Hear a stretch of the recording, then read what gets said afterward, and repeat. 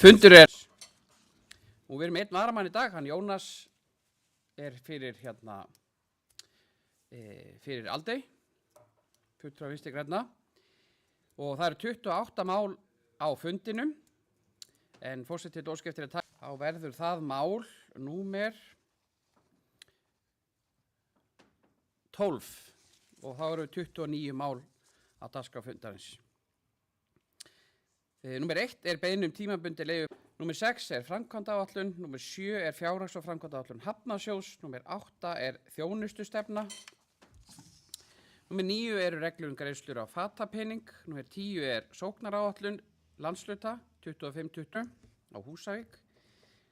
Númer 14 er þá breyting á aðalskipulagi Norðurþings vegna iðnaðarsvæðis í landi Akursels og þá framhald af því mál númer 15 deiliskipulag vegna sama máls. Númer 16 er breyting á deiliskipulagi skólasvæðisins á Húsavík og Orkuveitu Húsavíkur. Og þá göngum við til dagskrár, förum í mál númer 1. Það er beiðni tímabundið leyfi frá og með 1. janúar 2025 og orðið er laust.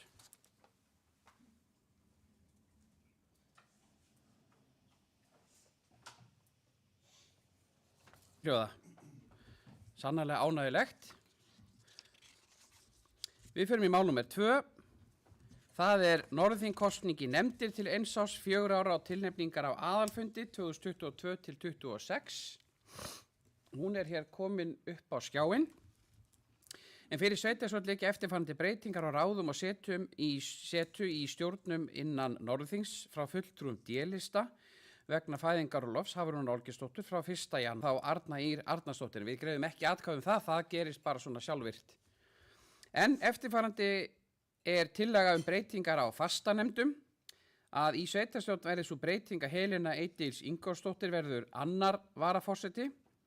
Í byggðarráði verði Helena Eydís Ingólfsdóttir aðalfulltrúi og formaður og Kristinn Jóhann Lund varamaður.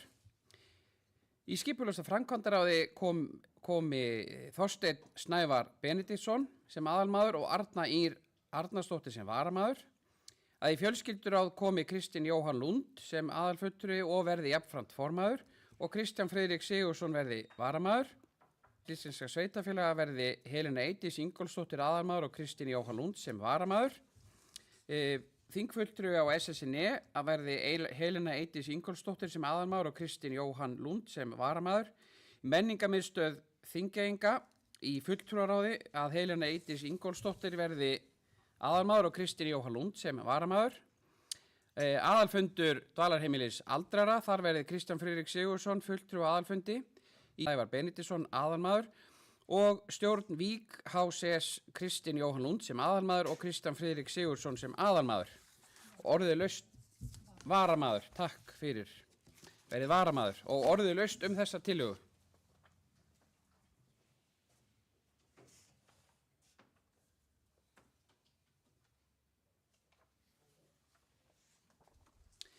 Nei, þá göngum við til atkvæði þessa tillögu. Við byrjum á því að greiða atkvæði breytingar í sveitarstjórn og þau sem eru því sammála gefur merki með því að rétta upp hönd.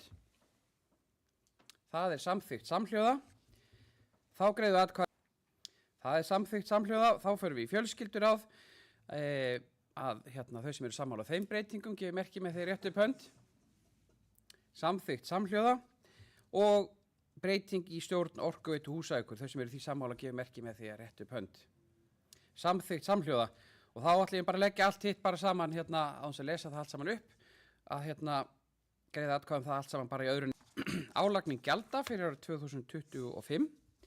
En á 482. fundi byggðarráðs var eftirfarandi bókað að byggðarráð samþykkir að útsvarsprósenta verði áfram 14,97% vegna ársins 2025 og álagning fasteignagjalda á íbúðarhúsnæði lækki úr 0,46 í 0,45 og ráði vísar álagningum gjalda til samþykktar í sveitarstjórn.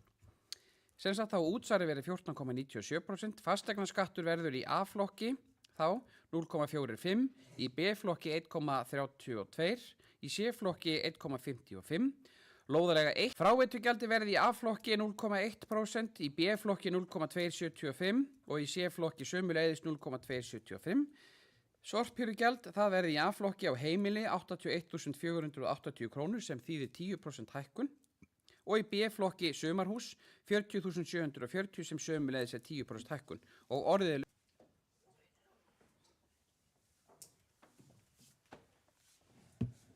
Já, ágæti forseti og aðrir sveitarstjórnarfulltrúar. Við höfum verið að ræða álagningu gjalda mjög reglulega inn í byggðarráði á síðustu mánuðum en bara alveg frá því í júní þegar það lá fyrir nýtt fasteignamat á eignir í landinu. Í kjölfari lagði ég fram tillögu að við myndum skoða lækkun á álagningaprósentu, sérstaklega í ljósi þess að matið á íbúðarhúsnæði í sveitarfélaginu væri að hækka á milli ára 13%. Í samanburði var fasteignamat ekki að taka breytingum hjá okkur. Undantekningin sorphirðugjöldin sem rukkuð inn í fasteignagjöldunum en lögum samkvæmt eiga þau að standa undir kostnaði við þjónustuna og því hérna lagt til að þau hækki 10% til þess að vera nær raunkostnaði. Hafrún hefur lokið máli sínu og orðið laust.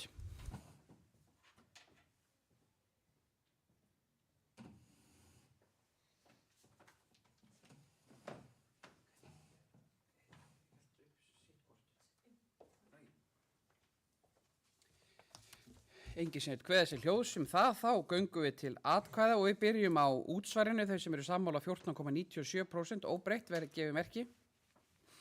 Það samþykkt samhljóða. Fasteignaskatturinn verði eins og hér stendur og þá þessi breyting úr 0,46 í 0,45. Þau sem eru því sammála gefið merki með því. Fyrir sveitarstjórn liggur að staðfesta eftirfarandi gjaldskrá sveitarfélagsins vegna ársins 2025. Við byrjum á gjaldskrám velferðarsviðs. Það gjaldskrá leikskóla. Lagt til að gjaldskrá verði óbreytt frá árinu 2024 en ný gjaldskrá verði kynnt á árinu 2025 og muni taka gildi frá 1. ágúst. Gjaldskrá frístundar lögðu til 2,5% hækkun. Gjaldskrá tónlistaskóla Húsavíkur lögðu til 2,5% hækkun. Gjaldskrá skólamautinni til Norðurþings, þar lögð til 2,5% hækkun, áfram verði gjaldfrjálsar skólamáltíðir í grunnskólum sveitarfélagsins. Gjaldskrá bókasafna, þar lagð til 5% hækkun. Gjaldskrá íþrótta- og tómstundasviðs, þar lögð til 2,5% hækkun á þeim þáttum sem snúa að barnafjölskyldum og fólki í viðkvæmri stöðu. Aðrir liðir taka 5% hækkun. Gjaldskrá félagsþjónustu, það lögð til 2,5% hækkun fyrir utan gjaldskrá sem þjónustan heim sem hækkar 5,6% til samræmis við lög málefni aldraðra. Númer 125 síðan 1999. Og svo lög félagsþjónustu sveitarfélaga, númer 40 síðan 1999 og þá kjarasamninga sem við eiga. Þá það gjaldskrár skipulags- og umhverfissviðs. Að þar gjaldskrá þjónustumiðstöðvar Norðurþings, gámaleiga og landlega hunda- og kattahalds. Þær hækki allar 5%. Gjaldskrá fyrir meðhöndun og förgun úrgangs í Norðurþingi. Það lögð til 10% hækkun, þar sem gjöldin þurfa að standa undir þeim raunkostnaði. Samanber 2. málsgrein 23. greina laga nr. 55 síðan 2003. Gjaldskrá slökkviliðsins verði 5% hækkun. Gjaldskrá fyrir kartöflugarða verði fyrir árið 2025 50 fermetra garð 2.500, 100 fermetra garð verði 5.000 krónur og gjaldskrá netaveiðileyfa í sjó 2025 verði 13.000 krónur per leyfi. Og orðið laust þessa tillögu.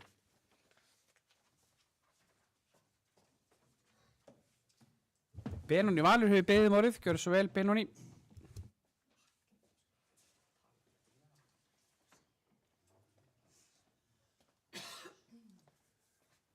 Forseti, ágæta sveitarstjórn. Ég náttúrulega bara að ræða einn lið þarna sem gjaldskrá skólamötuneta. Ég hef staðið hér nokkuð ítrekkað og skorað á meiri hluta að standa þétt við bakið á barnafjölskyldum og fjölskyldum í þessum bæ. Þau þurftu vissulega verkalýðshreyfinguna og ríkisstjórnina til þess að fella niður fæðisgjald í grunnskólum og þarna var dauðafæri til að klára málið og hætta að rukka fyrir fæði í leikskólu líka. Það ekki gert, því miður, segi ég, þarna var bara í sig dauðafæri til að klára þetta. En við vonandi stöndum okkur betur næst, en Ég mun þar að leiðandi ekki greiða atkvæði með þessari tilteknu gjaldskrá en að öðru leyti ágætlega sáttur. Benóný Valur hefur lokið máli sínu, orðið laust.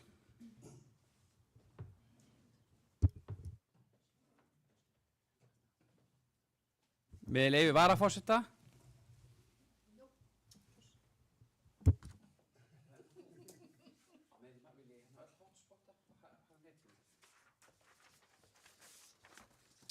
Já, forseti ágæta sveitastjórn. Standandi hér sem forseti sveitastjórnar þá, ég fór að skoða það í nefndum og ráðum, hvort það hefði komið eitthvað breytingartillaga það að breyta gjaldskránum öðruvísi og þetta sagði líka fyrir árið síðan þegar ég saknaði þess bæði í byggðaráði, í fjölskylduráði, ég allan fann ekki neina tillögu þess efnis að það ætti að koma með breytingartillögu, þá hún liggur ekki fyrir þessum fundi og sannarlega getum við öll haft mismunandi skoðanir á því hvaða gjaldskrá að hækka, hvort hann á að hækka því að það að gjaldskrá til dæmis breytist ekki neitt, það þýðir raun lækkun, því á endanum er það alltaf einhver sem borgar, en ég segi það bara aftur, ég saknaðist að það komi ekki tillaga inn í annarkvæmt byggðaráði í fjölskylduráði, því ég hef skilið það sem svo að það gjaldskrárvinnan hafi verið unnin í mjög góðri sátt allra fulltrúa, allra framboða í sveitarfélaginu. En orðið laust.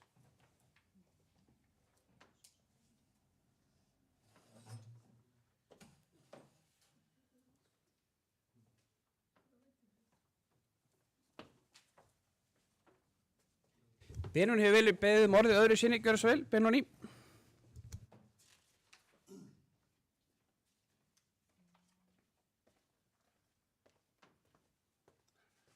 Forseti, já, þetta er hárrétt athugað hjá þér, Hjálmar. Ég hef ekki lagt fram tillögu í byggðaráði að breyta þessu. Ég hef eins og þar ítrekkað rætt þetta hér í þessu ræðupúlti. Það er svo sjálfsagt að koma með formlega tillögu næst, en auðvitað er það svo í fjölbreyttu framboði og mitt er að við erum ekkert endilega öll sömu skoðunar. Þetta er mín skoðun og ég bara tjá hana hér og vona að einhverjum finnist til þess koma. Benóný hefur lokið máli sínu, orðið laust.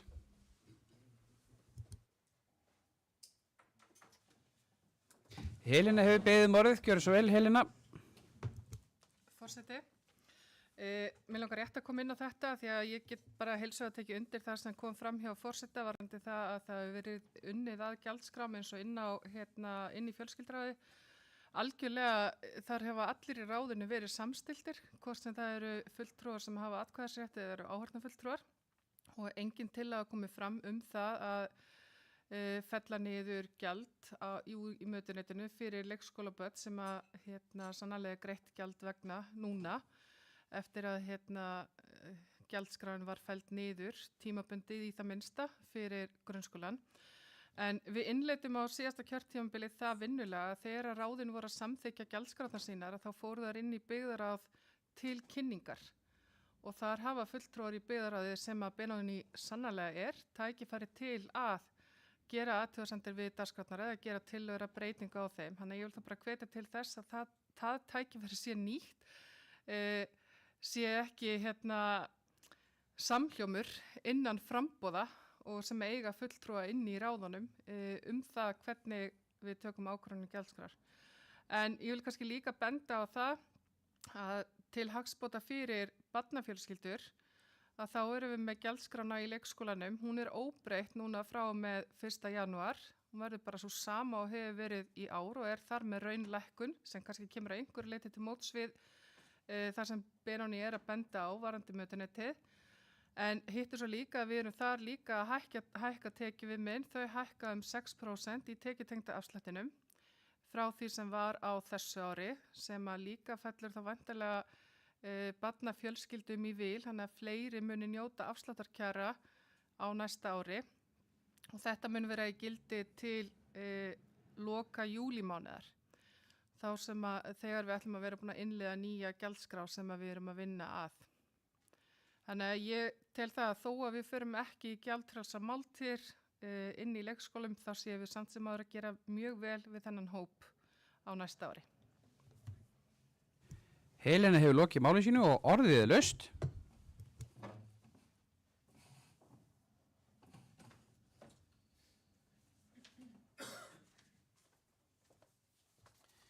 ekki fleiri sem vilja kveða sér hljóðs, þá göngum við til atkvæðu. Við höfum það þannig við greiðum semst atkvæði velferðarsvið sérstaklega, skipulags- og framkvæmdasvið hins vegar. Þannig að ég vil biðja þau sem eru sammála á gjaldskrám velferðarsviðs eins og líta út hér og lagt til að gefa merki með þegar rétta upp hönd. Einhverja móti? Nei, þá er hún samþykkt með atkvæðum Hafrúnar, Jónasar, Ingibjargar, Soffíu, Eiðs, Áka, Helenu og Hjálmars. Og það er þá gjaldskrá skipulags- og umhverfisviðs, þau sem eru sammála þeim breytingum eins og lagt til hér, gefur merki með því að rétta upp hönd. Hún er samþykkt samhljóða og við förum í mál nummer 5 sem eru áætlanir vegna ársins 2025, annars og svo hins vegar 2026-28, en fyrir sveitarstjórn liggur til síðari umræðu fjárhagsáætlun Norðurþings fyrir árið 25 ásamt 3 ára áætlun fyrir árið 2026 til 2028 og það er Katrín sem að byrjar í þessu máli. Gjörðu svo vel, Katrín.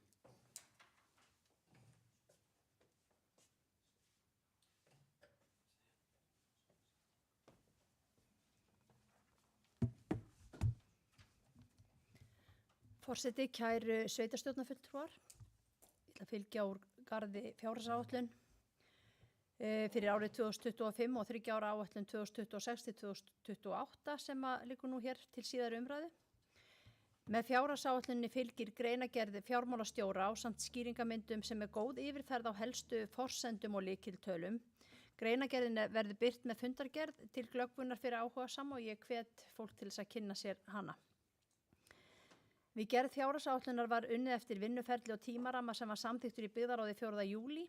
Forsendur fjárhagsáætlunar voru lagðar fram í byggðaráði 27. september en fjárhagsrammin byggir á rauntölum úr 6 mánaða milliuppgjöri sveitarfélagsins og forsendur eru einnig þjóðhagsspá Hagstofunnar, forsendur fjárhagsáætlana sveitarfélaga frá greiningardeild Samband sveitarfélaga. Fyrri umræða í sveitarstjórn fór fram 31. október síðastliðinn og á milli umræðina hafa gjaldskrár og áætlanir verið til umræðu á fundum fjölskylduráðs, skipulags- og framkvæmdaráðs og byggðaráðs.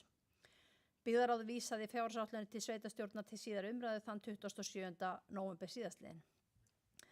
Áherslur Norðurþings í fjárhagsáætluninni eru þessar helstar. Niðurstaða fjárhagsáætlunar sýnir sem réttasta niðurstöðu. Útsvars hlutfall verði áfram 14,97%. Álagning fasteignaskatta verði 0,45 á íbúðarhúsnæði og lækkar úr 0,46 og 1,55 á atvinnuhúsnæði. Álögur á íbúa verði í takt við verðlagsþróun í landinu. Aðhalds verði gætt í rekstri sveitarfélagsins. Skuldarhlutfall Norðurþings verði á svipuðum nótum og verið hefur undanfarin ár. Áfram verði unnið á einföldun á skipulega og starfsemi með það að leiðarljósi að þjónusta íbúa betur á sem hagkvæmastan hátt. Unnið verði áfram að einföldun rafrænnar þjónustu og framsetningum á upplýsingum og fylgt verði samþykktum og stefnum Norðurþings hin ýmsu mál. Í fjárhagsáætlun lögð áhersla á grunnþjónustu sveitarfélagsins auk þess sem öflug og metnaðarfull framkvæmdaráætlun fylgir. Áhersla á málefni barna og unglinga og endurspeglast það í fjárhagsáætlunni til dæmis með hækkun frístundastyrks og fleira. Töluverð óvissa ríkir efnahagsþróun, sérstaklega verðbólguþróun, vaxtastig og niðurstöðu kjarasamninga. Kjarasamningar við kennarafélögin eru enn lausir og þar ríkir mikil óvissa og samningarnir munu hafa mikil áhrif á sveitarfélög. Þetta eru stór hópur launafólks hjá sveitarfélögum. Það er þó jákvætt að flestir kjarasamningar á opinbera markaðnum sem gerðir voru vorið 2024, þeir gilda fram á árið 2027 og þar er fyrirsjáanleiki. Fjárhagsáætlun Norðurþings gerir ráð fyrir að verðbólga verði tæplega 5% í árslok 24 og 4% á árinu 25 og þróist svo í 8 markmiði Seðlabankans á næstu árum þar á eftir. Í framlagðri áætlun stenst sveitarfélagi viðmið jafnvægisreglu sem kveður á að samanlögð heildarútgjöld til reksturs vegna A- og B-hluta yfir 3 ára tímabil megi ekki vera hærri en sem nemur samanlögðum reglulegum tekjum sveitarfélagsins. Einnig er Norðurþing innan marka skuldareglu sem kveður á skyldu sveitarfélaga til að sjá til þess að heildarskuldur og skuldbindingar A- og B-hluta í reikningsskilum samkvæmt 60. grein sveitarstjórnarlaga séu ekki hærri en sem nemur 150% af reglulegum tekjum. Ég ætla að fara hérna aðeins yfir helstu tekjur og gjöld. Heildartekjur samstæðunar eru áætlaðar 6.787 milljónir króna á árinu 2025. Það er gert ráð fyrir óbreyttu álagningar hlutfalli útsvars eins og áður kom fram og áætlaðar útsvarstekjur eru 2.451 miljón króna og hækka rúmlega 4% miðað við útgönguspá ársins 2024.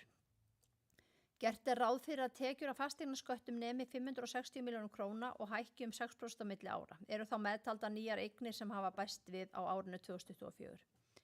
Almenn gjaldskrárhækkun er 5% á árinu 2025 sem er minni en hækkun síðustu ára. Gjaldskrárhækkanir í leikskóla og frístundar sem og viðkvæmra hópa eru 2,5% sem er í samræmi við kjarasamninga sem gerðir voru á vormánuði. Og gert er ráð fyrir að framlög jöfnunarsjóðs sveitarfélaga til Norðurþings nemi 1.135 milljónum króna á árinu 2025 og er stuðst þar við áætlun frá jöfnunarsjóðnum. Gert er ráð fyrir aðrar tekjur verið 2.590 milljónir króna í samstæðinni, þar af 1.508 milljónir króna í A-hluta. Heildargjöld samstæðu Norðurþings að teknu tilliti til afskrift og fjármagnsliða eru áætluð 6.545 milljónir króna. Launakostnaður samkvæmt áætlun er samtals 3.629 milljónir króna árið 2025 í samstæðunni og 3.468 milljónir í A-hluta. Í hlutfalli af tekjum eru launin 53,5% í samstæðunni og 60,6% í A-hluta. Stöðugildi sveitarfélagsins og stofnana eru alls 300. Annar ekstrakostnaður samstæðureiknings er áætlaður 1948 milljónir króna sem er 3,3% hækkun á milli ára. Annar ekstrakostnaður A-hluta er áætlaður 1.544 milljónir. Og fjármagnskostnaður samstæðureiknings er áætlaður 315 milljónir króna á árinu 2025 og 105 milljónir króna í A-hluta og lækkar í hlutfalli við vísitölu og lækkandi vexti. Útgjöld til málaflokka A-hluta Norðurþings eru í heild áætluð 5.450 milljónir króna. Og það er svolítið fróðlegt að skoða málaflokkana. Þarna er langstærsti útgjaldaliðurinn er til fræðslu og uppeldismála, alls 2.043 milljónir. Næst stærsti málaflokkurinn er félagsþjónustan með 1.200 milljónir og þar á eftir er sameiginlegur kostnaður 522 og æskulýðs- og íþróttamál 502 milljónir. Lífeyrisskuldbindingar og umferðar- og samgöngumál eru þar á eftir með í kringum 245 milljónir króna. Og í hlutföllum þá eru málaflokkur 04 fræðslu og uppeldismálin að taka til sín 37,5% af útgjöldunum. Félagsþjónustan 22%, sameiginlegi kostnaður 9,6% og æskulýðs- og íþróttamál 9,2%. Aðrir flokkar eru undir 5%.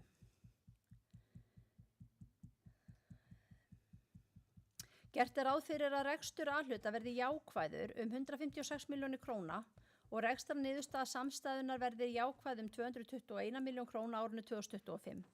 3 ára áætlun gerir ráð fyrir jákvæðri rekstrarniðurstöðu bæði A-hlutans og samstæðunnar öll árun og þetta er mjög jákvætt. Veltufé frá rekstri er áætlað 666 milljónir króna hjá A-sjóði og 986 milljónir í samstæðureikningnum fyrir 2025. Handbært fé í árslok 2025 er áætlað 1.223 milljónir króna í A-hluta og 1.822 milljónir í samstæðureikningi. Skuldir og skuldbindingar samstæðuna nema samtals 8.357 milljónum króna, þar af langtímaskuldir við lánastofnanir 4.332 milljónir og 2.736 milljónir vegna lífeyrisskuldbindinga. Veltufjár hlutfall er áætlaði 2,19 á árinu 2025 og veltufjár frá rekstri samstæðu er 14,5%. Fjárhagsstaða Norðurþings er stöðug og viðunandi. Staðan breytist frekar til batnaðar á næstu árum miðað við áætlanir. Sveitarfélag hefur ekki tekið ný lán, hvorki á þessu ári né 3 næstu árum þar á undan. Skuldir eru töluverðar en vel undir viðmiðunarmörkum sveitarstjórnarlaga. Áætlun samstæðu gerir ráð fyrir að lántaka verði 300 milljónir króna árinu 2025 og áætlunni gerir ráð fyrir að framleiða hlutfall og veltufjár hlutfall verði vel yfir þeim mörkum sem eftirlitsnefnd með fjármálum sveitarfélaga setur. Framkvæmdir samstæðunar eru áætlaðar 1.001 miljón króna árið 2025 en voru áætlaðar 923 miljónir króna árið 2024. Töluvert af framkvæmdum vera hliðrast á milli ára og koma þær framkvæmdir inn á framkvæmdaáætlun ársins 2025. Þar má meðal annars nefna framkvæmdir og aðstöðu við frístund og félagsmiðstöð og einnig framkvæmdir vegna hafnamála sem hafa hliðrast til undanfarin ára. En það verður betur farið við stærstu framkvæmdir á áætlun næstu ára hér á eftir á fundinum undir lið 6. Það mikil vinna og langt ferli að koma saman fjárhagsáætlun. Vinnan gekk mjög vel í ár og það var mjög gott að tímasetningar sveitarstjórnarfunda voru þannig að rúmur tími gafst til vinnu á milli fyrri og síðari umræðu. Vinnan hvílir mikið á herðum fjármálastjóra og ég vil þakka honum sérstaklega fyrir þá vinnu, einnig öllum stjórnendur sveitarfélagsins fyrir vinnu síðustu vikna og gott aðhald í rekstri. Þá þakka ég kjörnum fulltrúum í ráðum sveitarfélagsins og sveitarstjórn fyrir þeirra góðu störf við áætlanagerðina. Katrín hefur lokið máli sínu og orðið er laust. Hafrún hefur beðið orðið, gjörðu svo vel Hafrún.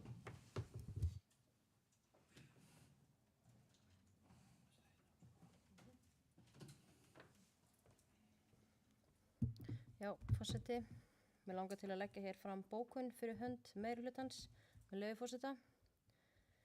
Fjárhagsáætlun ársins 2025 og 3 ára áætlun hér lagðar fram í aðstæðum þar sem horfur í efnahags- og kjaramálum eru betri en þær voru á sama tíma í fyrra.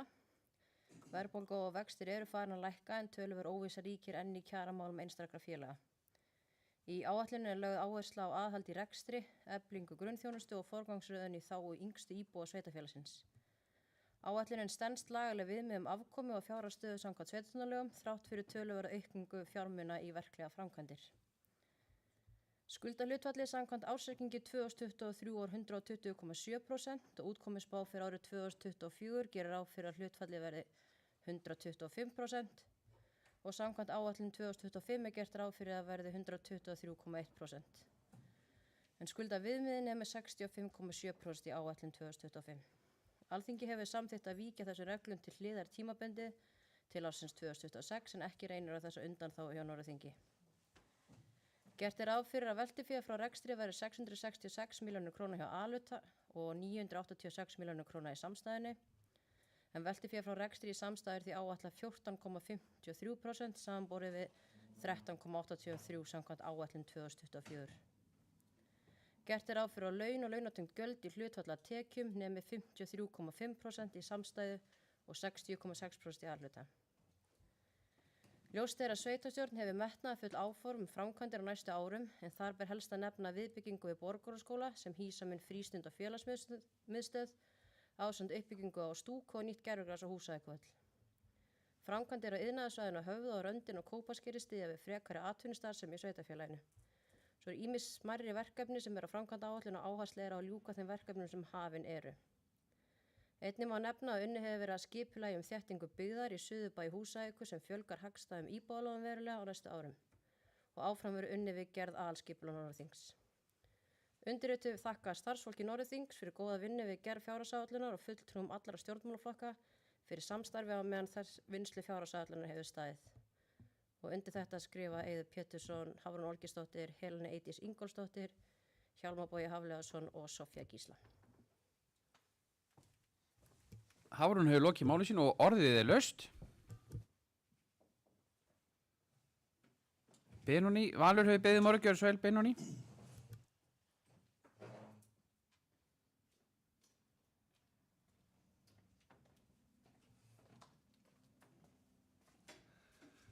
Forseti, fjárhagsáætlun ársins er ljómandi góð. Ég hef bara ekkert hann að segja. Hins vegar er 3 ára áætlun ekki alveg jafngóð. Við ætlum að taka lán.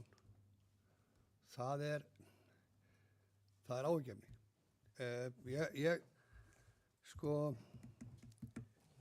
Auðvitað eigum við alltaf að stefna að því að reka sveitarfélag og ríki svo sem réttum megin við núli og ekki á yfirrétti sem má svo sem segja hlut til að núverandi ríkisstjórn hafi verið hrakin burt fyrir en það er allt annað mál, ég ætla ekki að koma inn á það. Því að lántaka ein og sér vissulega í framkvæmdir og það er allar alveg ágættar, ég er ekki að segja það. Það sem að fylgir lántöku eru auknar afborganir sem að þrengir vissulega að næstu árum og eftir. Bæði í framkvæmdum og rekstri sveitarfélagsins. Það er svona áhyggjuefni eins og ég hef sagt. Mér finnst allavega að ég geti ekki samþykkt tryggjaráætlun með þetta stórum lántökum inniföldum, en ég ætla ekkert að vera á mót henni heldur per se, en það er, eins og ég segi bara aftur, ég hef áhyggjur og hefði verið til að sjá aðeins kannski minni framkvæmdagleði eða meira aðhaldi rekstri til þess að værum ekki að fara í þetta stóra lántökur. Benóni hefur lokið máli sínu með leyfi varaforseta.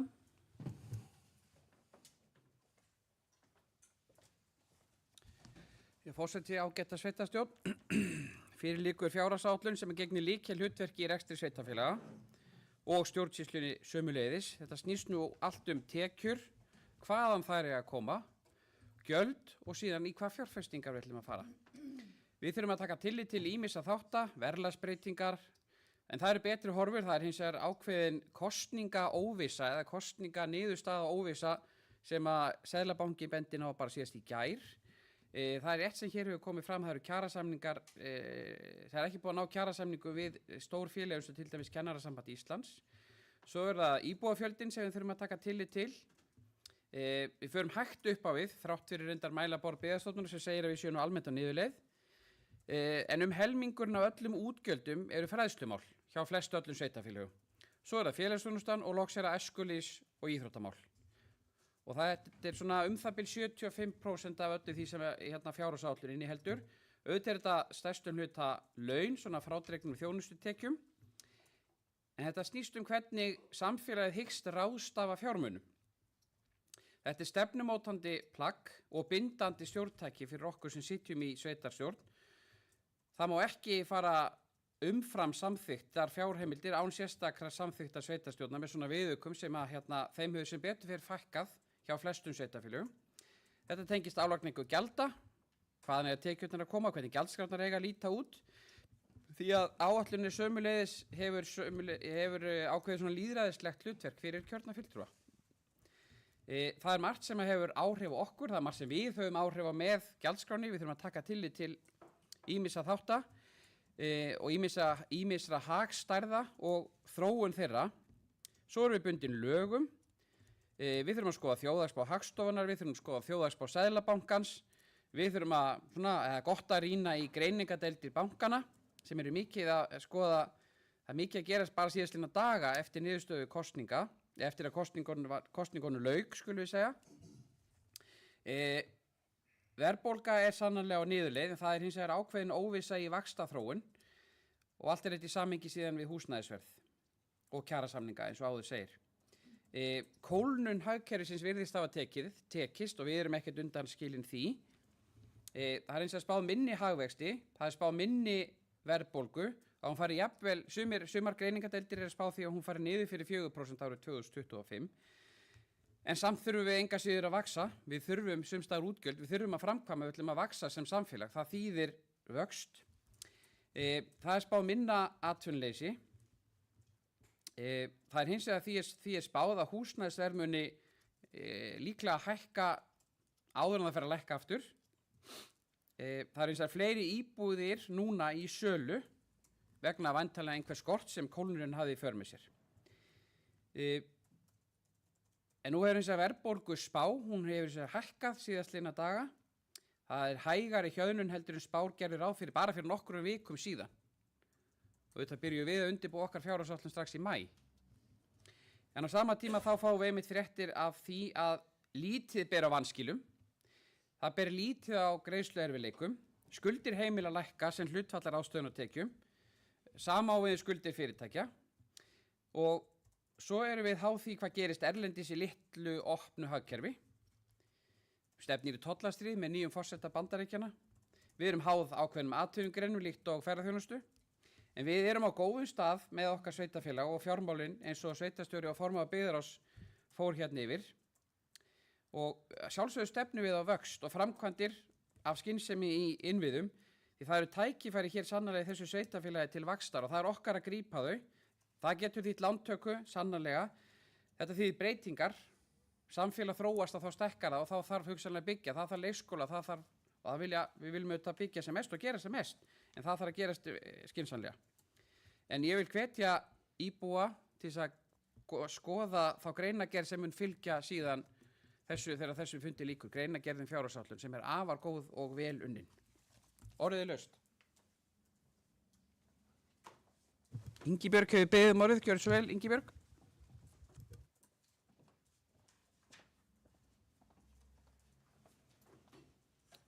Forseti, kjörni fulltrúar.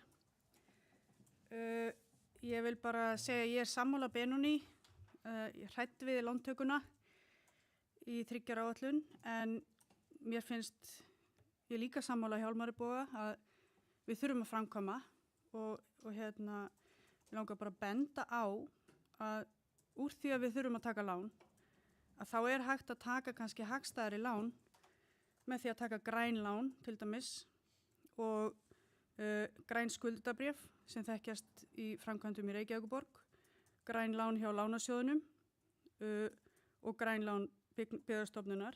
Þannig að bara hafa þetta í huga að það er hægt að gera þetta á hagkvæmari hátt úr því að maður þarf að gera þetta. Takk. Ingibjörg hefur lokið máli sínu og orðið er laust. Áki hefur beðið orðið, gjörðu svo vel, Áki.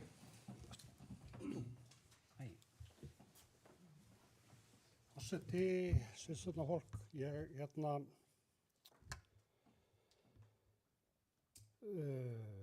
erum búin að vera að huga þessu frístundahúsi okkar. Loksins eru farin að sjá fyrir endan á því. Það þarf eðlilega að eiga fyrir því og við verðum að taka lán til að standa undir þeim framkvæmdum. Og ég vil nú bara segja það, varðandi hagstæð lán, þá treysti ég bara fullkomlega fjármálastjóra Norðurþings að hann er að sé að taka hagstæðastu láni sem að býðst í dag. Ég vil bara þakka fyrir. Áki hefur lokið máli sínu, Katrín hefur beðið orðið, gjörðu svo vel, Katrín.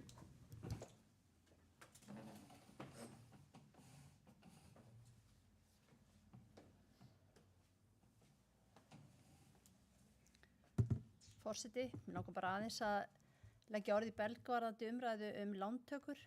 Við lokuðum líka áætluninni á síðasta ári með áætlun lántöku. Þá gerðum við ráð fyrir að taka 150 milljónir króna láni á þessu ári. Við þurftum ekki að hefja það lán sem er hægt að segja sig jákvætt að því leytinu til að við jukum þá ekki á skuldi sveitarfélagsins, en hins vegar þá var það kannski ekki jákvætt að því tilliti að við komumst ekki í þær framkvæmdir allar sem við áætluðum. Og það er ekki jafn gott. Við erum náttúrulega alltaf með á hverju ári afborganir af langtímaskuldum á móti. Við minnir að það eru 200 og eitthvað milljónir árlega sem við erum að greiða niður langtímalán. Og varðandi umræðu grænlán, ég tek undir með ágæðu, þetta treysti ég fjármálastjóra, það mun náttúrulega alltaf koma til afgreiðslu byggðarráðs sveitarstjórnar verður ákveðið að fara í að hefja lán. En græn lán eru alltaf bundin ákveðnum skilmálum, það þarf þá að vera að taka þau til grænna framkvæmda, eins og til dæmis fráveituframkvæmda, orkuskipta eða eitthvað slíkt, og það fylgja þeim miklar kvaðir, eins og til dæmis gagnvart lánasjóði sveitarfélaga, að þá þarf að sýna fram á það til lengri tíma á lánstímanum að þetta sé klárlega gagnvart grænni framkvæmd og þá sýna ábatan af verkinu. En ég er samt sammála, það er ekkert gott að fara í lántöku og við munum, það er hægt að komast kannski, og það er hægt að komast hjá lántöku með því að auka bilið á milli rekstrar tekna og rekstrar gjalda, og það er alltaf markmiðið okkar, það er að sýna aðhald í rekstri. Og við verðum að halda því áfram að kafa ofan í það á öllum tímum, hvernig við getum rekið sveitarfélagið og haldið upp í því þjónustustígi sem við erum að leggja upp með sem hagkvæmustum hætti. Katrín hefur lokið máli sínu. Helena Eydís hefur beðið orðið. Gjörðu svo vel, Helena.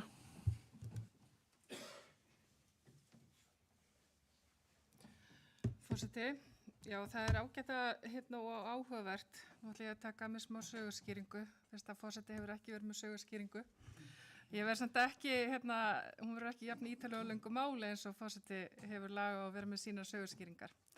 En það mjög áhugavert að rýna þessi baksýnisspegilinn við framlagningu fjárhagsáætlunar og sjá hvaðan við erum að koma og leið og við horfum fram á við í áætlun næsta árs og 3 ára áætlunar. Mér langar að nefna þetta nokkrar tölulegar upplýsingar.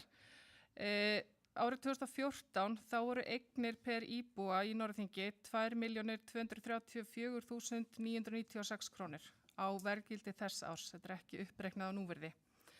Á síðasta ári voru eignir per íbúa 3.688.674.000.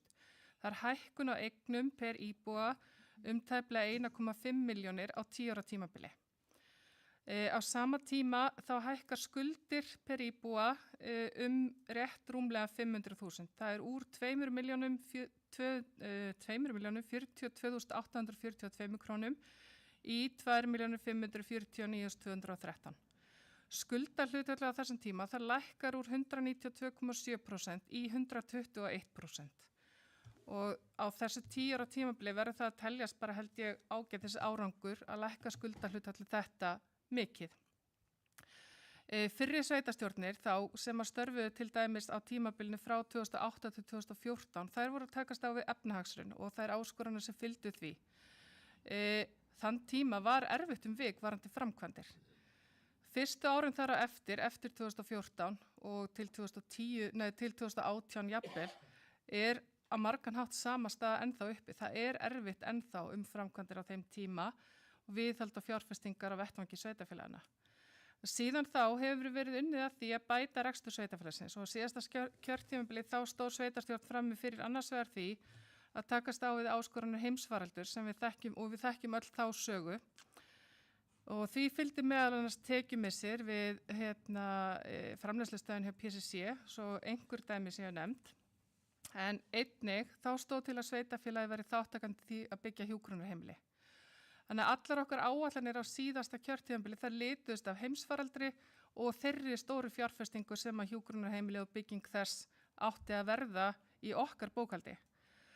Á sama tíma þá íbúum að fjölga einna og þeim fjölgar sem sagt frá árinu 2015 til dagsins í dag jafnt og þétt. Auðvitað náttúrulega kom sérstök aukning þegar að framkvæmdir stóðu yfir á Þeistareykjum og Bakka og voru í hámarki og að miklu leyti til þá farandverkamenn sem hér störfuðu á þeim tíma en okkur hefur fjölgað áfram jafnt og þétt. Og fjölskyldufólki að fjölga meðal annars og það sjáum við því að fyrir 6 ára síðan þá var ekki óalgengt að nemendur í Grænuvöllum að við lok skóla ársins, þar að segja að vori, eða sumarið, áður en að börnin fór í sumarfrí, væri í kringum 120-130. Við stöndum frammi fyrir því núna að börn í leikskólanum Grænuvöllum eru kannski milli 150-160 og hafa jafnvel farið yfir 160 mitt skólaár. Þessu fylgja óhjákvæmilega áskoranir sem snúa að fjárfestingum sem brýn þörf á til að þjónusta þessa hópa sem hingað að koma og hingað að sækja vegna atvinnu og uppbyggingar. Á síðasta kjörtímabili eins og ég sagði og fyrir hluta þessa kjörtímabils þá höfum við verið að gera ráð fyrir fjárfestingu í hjúkrunarheimili í áætlun sveitarfélagsins og hún var umtalsverð ef af hefði orðið og það hafði hamlandi áhrif á fjárfestingar og viðhald á innviðum sveitarfélagsins á síðasta kjörtímabili. Af því að við vorum að reyna að forðast það að taka lán. Meðal annars nema þá fyrir þeirri stóru framkvæmd. Síðan já, og við þurftum auðvitað og eðlilega að standast þessi fjárhagslegu viðmið sem sveitarfélögin gilda. Nú horfir hins vegar til betri vegar og tekjurnar eru að aukast að ný í kjölfar heimsfaraldursins og fara vaxandi ásamt því að það ekki lengur gert ráð fyrir þátttöku sveitarfélagsins í byggingu hjúkrunarheimilisins. Og það eru því að skapast tækifæri hjá okkur til þess að fara í löngu ákveðin og löngu tímabær verkefni. Og það virkilega ánægilegt að sjá þessi tækifæri vera að skapast og það sé hægt að bæta aðbúnað hvort heldur fyrir starfsfólkið okkar eða fyrir íbúa sem eru notendur þjónustu sveitafélagsins. Það er til margs að hlakka á næsta ári og næstu árum varðandi bætta aðstöðu fyrir börn og ungmenni, sérstaklega á allra næstu árum sem að styður áfram við það að auka búsetu gæði í sveitafélaginu. Ég er því ósammála Benóný Val varðandi lántökuna sem er áformið í 3 ára áætluninni. Hún er ekki óeðlileg þegar við erum að fjárfesta til lengri tíma og þegar að staðan er bara nokkuð góð hjá okkur og fer batnandi. Við ætlum sannarlega að gera það til að mynda varðandi frístundahúsnæði. Við verðum að taka lán vegna þeirrar framkvæmdar og það er framkvæmd sem er löngu tímabær. Í útkomuspá þá er gert ráð fyrir að skuldahlutfallið verði 125% á næsta ári en lækki í 123,7% fyrir árið 2028 sem er síðasta árið í 3 ára áætluninni. Skuldaviðmið, við gerum ráð fyrir því í útkomuspánni núna vegna ársins 2024 sem 63,7% og í lok 3 ára áætlunum verður það 72,6%. Það hækkar örlítið 10 eða tæp 10% stig. Hvort tveggja er vel innan þeirra viðmiðna marka sem gilda fjármál sveitafélaga og við höfum á þess 6 ára sem ég hef tekið þátt í störfum sveitastjórnar oft á iðulega áætla lántökum með áþekkum hætti og gert í núverandi áætlun.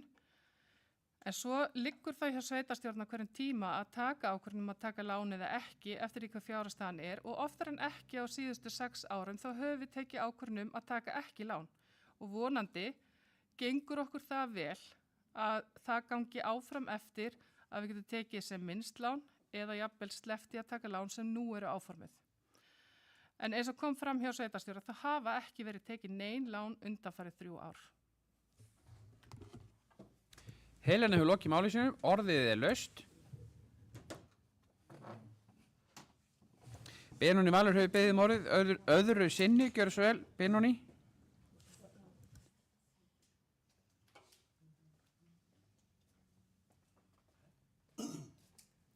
Forseti, það tökum það strax aftur fram, allar þessar framkvæmdir eru allra góðra gjaldaverðar. Ég er bara ekkert að fara neitt í þá átt. Það sem ég var að tala og hef áhyggjur af stighækkandi afborganir á lánu sem munu hækka 214 milljónir á ári frá 23-28. Það skerðir verulega hreyfigetu komandi sveitastjórna og það er það sem ég hef ágjörð af. Þess vegna hef ég verið að vísa í varúð, förum hægt. Við erum væntanlega að fara að taka lán fyrir einhverju framkvæmdum, hafa vísa hér í hjúkrunarheimili sem er búið að vera á áætlun í 6 ár. Við áttum engan kost af völ með hjúkrunarheimili. Við höfum kost af völ með þær framkvæmdir sem við erum að gera núna. Það er ekki þumalskrúfa á okkur með þær. Við getum hægt á eða breytt til þess að aðeins vonandi þurfa að taka minna lán. En nú ætlum ég ekki að standa hér og segja þá að höggva þetta hitt. Ég er bara að tala skoðum þetta í víðara samhengi til að við setjum ekki uppi með þessar miklu afborganir af langtíma skuldum árið 2028 sem að þau þurfum væntanlega að framkvæma eitthvað líka þá og það kemur eitthvað upp á. Það er þröngri stakkur. Við fengum hérna eitt stjórnsýsluhús ég ætla að kalla þetta ráðhús, ég er bara búin að ég er hættur þessu. Fengum eitt ráðhús sem við vissum ekki og ef við erum alltaf, ef við ítum vandanum svona langt á undan okkur, fáum svo eitthvað svona verkefni, þá erum við bara enn meiri lántöku. Þið skiljið hvað er að fara. Ég er bara að segja varúð. Takk fyrir. Benóný hefur lokið máli sínu, orðið er laust. Með leyfi varaforseta. Já, forseti ágættu sveitastjórn, ég ætla bara að viðurkenna það í pontu. Nei, ég skil ekki hvert Benóný Valur er að fara þegar menn tala að það á ekki innheimta gjöld, það á að fara í framkvæmdir, það á samt að gjalda varúð, það á samt að varast lántökur. Við hvað viljum við þá hætta eða hvernig viljum við forgangsraða? Ég held við erum öll sammála það að fara varlega. Við erum öll sammála að gera þetta skynsamlega. En það þýðir ekki, ef við viljum ekki varast allar lántökur, við ætlum samt að fara miklu uppbyggingu, okkur er að fjölga, hér er fullt af tækifærum sem við þurfum að grípa.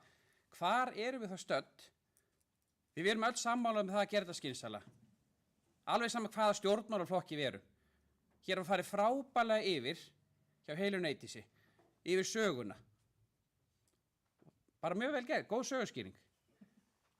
En það þýðir ekki að, ef við ætlum að stækka og vaxa, það þýðir framkvæmdir, það getur þýtt lántaka.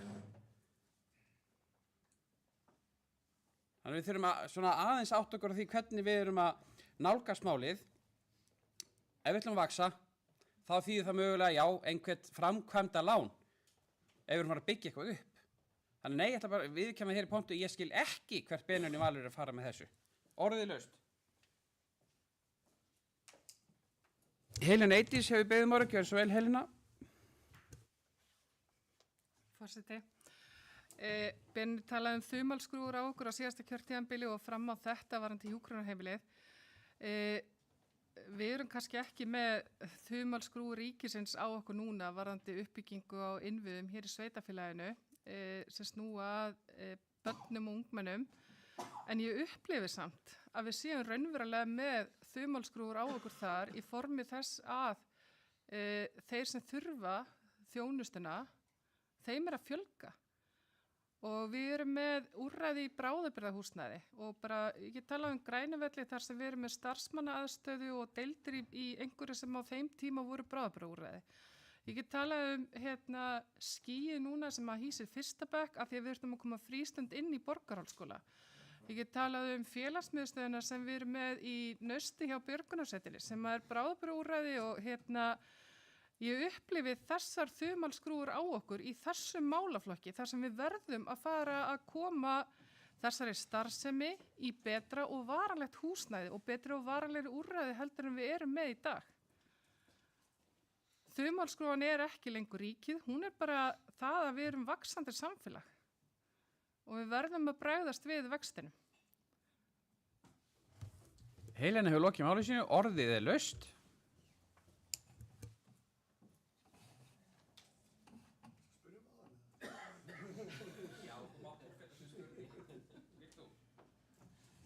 Benóný Valur hefur beðið að taka til máls í 3. skipti vegna þess að beinta til hans spurningu. Við skulum túlka það svoleiðis.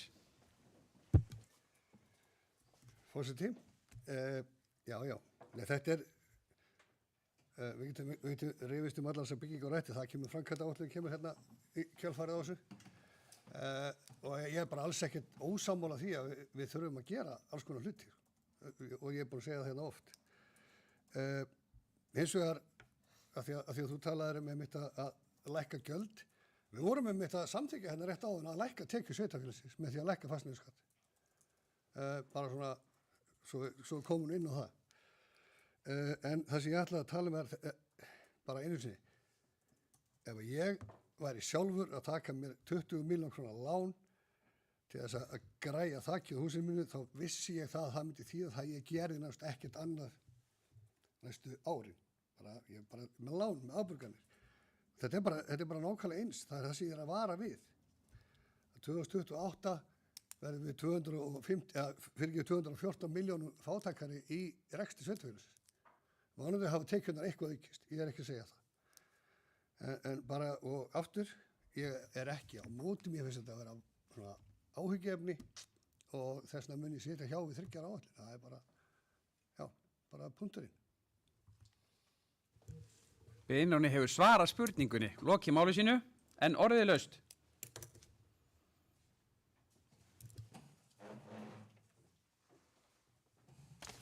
Ekki fleiri sem vilja kveða sér hljóðs, þá göngum við til atkvæða, annars vegar fjárhagsáætlun fyrir árið 2025 og svo 3 ára áætlun 2026 til 2028. Og ég vil biðja þau sem geta samþykkt fjárhagsáætlun fyrir árið 2025 að gefa merki með því að rétta upp hönd. Hún er samþykkt samhljóða og við göngum þá til atkvæðum 3 ára áætlun eins og hún lítur út og þau sem eru henni sammála gefa merki með því að rétta upp hönd. Einhverja móti? Nei, þá er hún samþykkt með atkvæðum Hafrúnar, Soffíu, Eiðs, Áka, Helenu og Hjálmars. Benóný Aldey, fyrirgefðu, nei, Jónas og Ingibjörg sitja hjá. Og á eftir fjárhagsáætlun þá fyrir við að ræða framkvæmdaáætlun sem hér liggur frammi, en það á 482. fundi byggðaráðs var eftirfarandi bókað að byggðaráð vísar framkvæmdaáætlun framkvæmdasviðs vegna ársins 2025 og næstu 3 ára þar á eftir til samþykktar í sveitarstjórn og orðið laust. Sofía hefur beðið orðið, gjörðu svo vel, Sofía.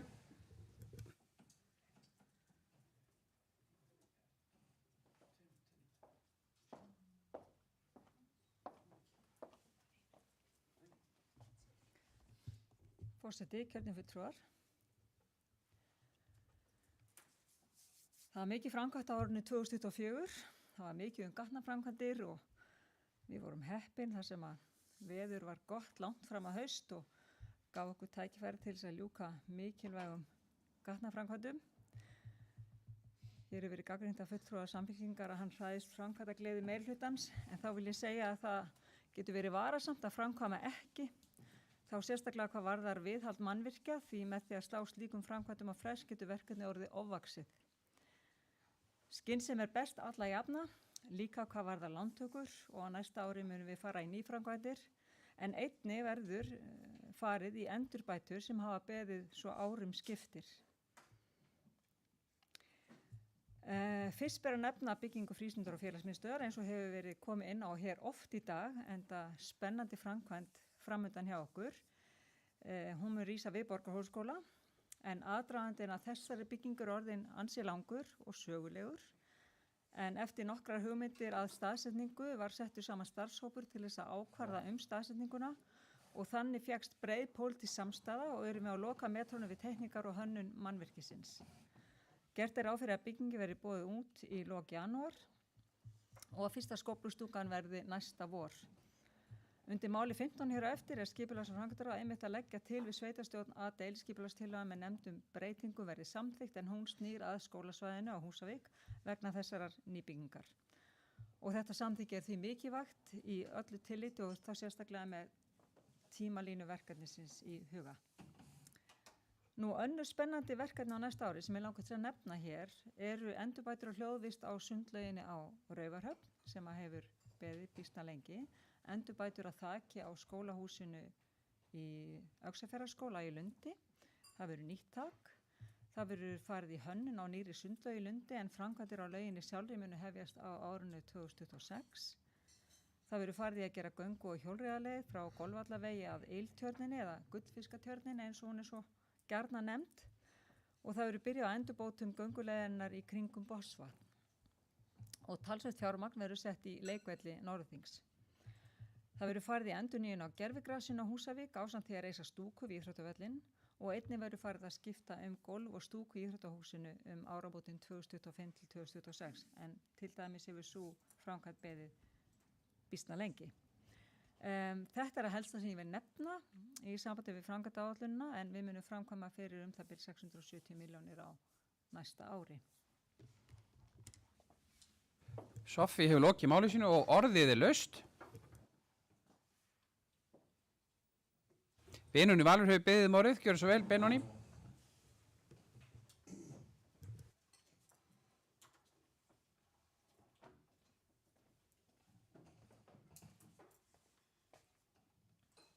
Forseti, já, ef ekki að taka eina sögurskýringu. Það er svo skemmtilega. Það eru nefnilega einhver 6 ár síðan við byrjum að tala um frístundahús. Það eru og þar fórum svona ýmsir boltar á stað til að byrja með. Svo var komin frá tillaga eftir samsetningu stýrihóps sem komst að því að sannarlega væri þessari byggingu best komið austan við grunnskólann. Það var fengið tilboð í hús.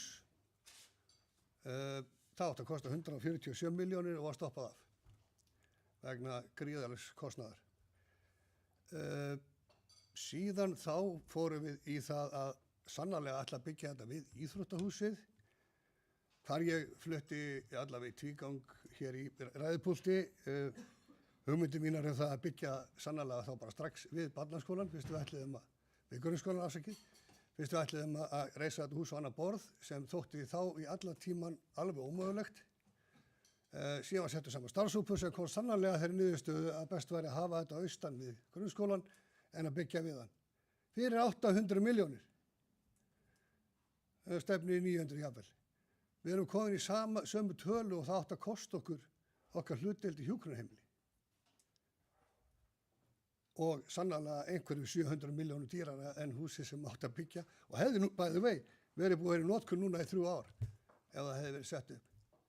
Ég er ekki að gagnrýna það að við þurfum meiri aðstöðu, það skólinn á vissulega að fá nota þetta sem hann hefði vissulega geta gert með hitt húsi líka. En og þetta er örugglega glæsilegt hús. Ég ætla ekki að draga neitt strik á það. En og ég bara fagnaði að sé að koma loksins frístundahús. Það er svona, svo söguskýringin sé þá allavega til staðar, þá er þetta svona sirkabót sagan. Benóný Valur hefur lokið máli sínu með leyfi varaforseta. Forseti ágætta sveitarstjórn. Vilji menn hafa söguskýringu, þá skulum menn hafa sögun á hreinu. Stýrihópur sem að ræddi það hvar ætti að vera frístundahús á Húsavík, hann komst að þeirri staðsetningu að það veri best að hafa það á Stiftavellinum vegna þess. Því það er ekkert nóg bara að þú ætlar að segja söguna. Ef þú ætlar að segja frá seinni heimsstyrjöldinni, þú eru þá að byrja að útskýra fyrir heimsstyrjöldinni, því seinni er afleiðinga fyrir. Stýrihópurinn komst að því að þetta var á Stiftavellinum, svokölluð stálhús og sú setning var látin falla. Það var sagt bráðabirgðalaust til framtíðar. Þetta átti að vera einingahús.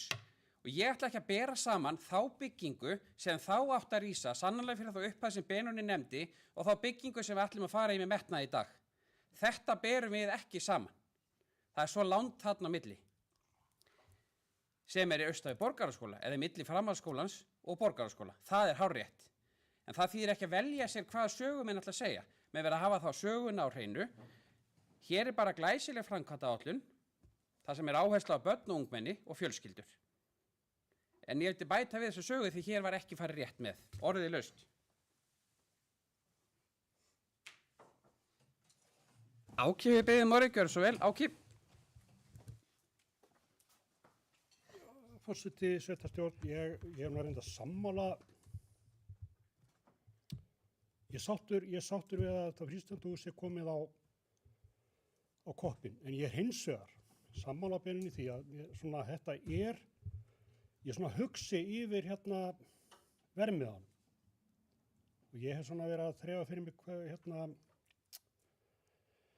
hvers vegna þetta er svona og meðan að sem ég fengi það uppgefið og þið leiðréttið mig þá ef svo er að þetta muni nýtast Borgarháskóla og fresta ákveðnu framkvæmdu þar í náinni framtíð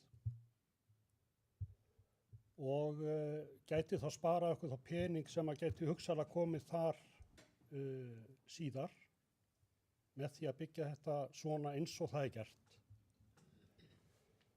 En ég hefði kannski viljað bara fá hvort þetta sé rétt að sér að heyra svona og þá kannski gæti ég skilið það betur vermiðan á húsinu.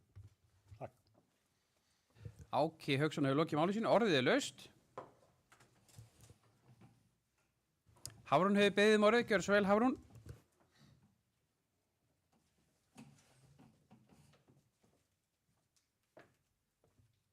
Já, ágæti forseti. Það er alveg rétt að þær áætlanir sem eru fyrir okkur núna er að þetta sé með kostnað okkur töluvert mikinn pening. Ég samt vek athygli allra fulltrúa á að við erum ennþá bara að tala um áætlun. Þetta eftir að fara í útboð. Það liggur ekkert fyrir hvert verðið á þessari byggingu verður.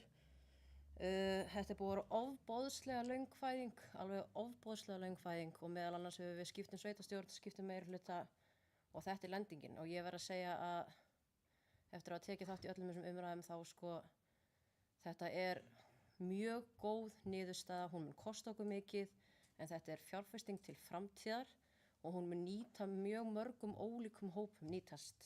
Við erum að tala um frístundafélagsmiðstöð sem mun vera þarna inni.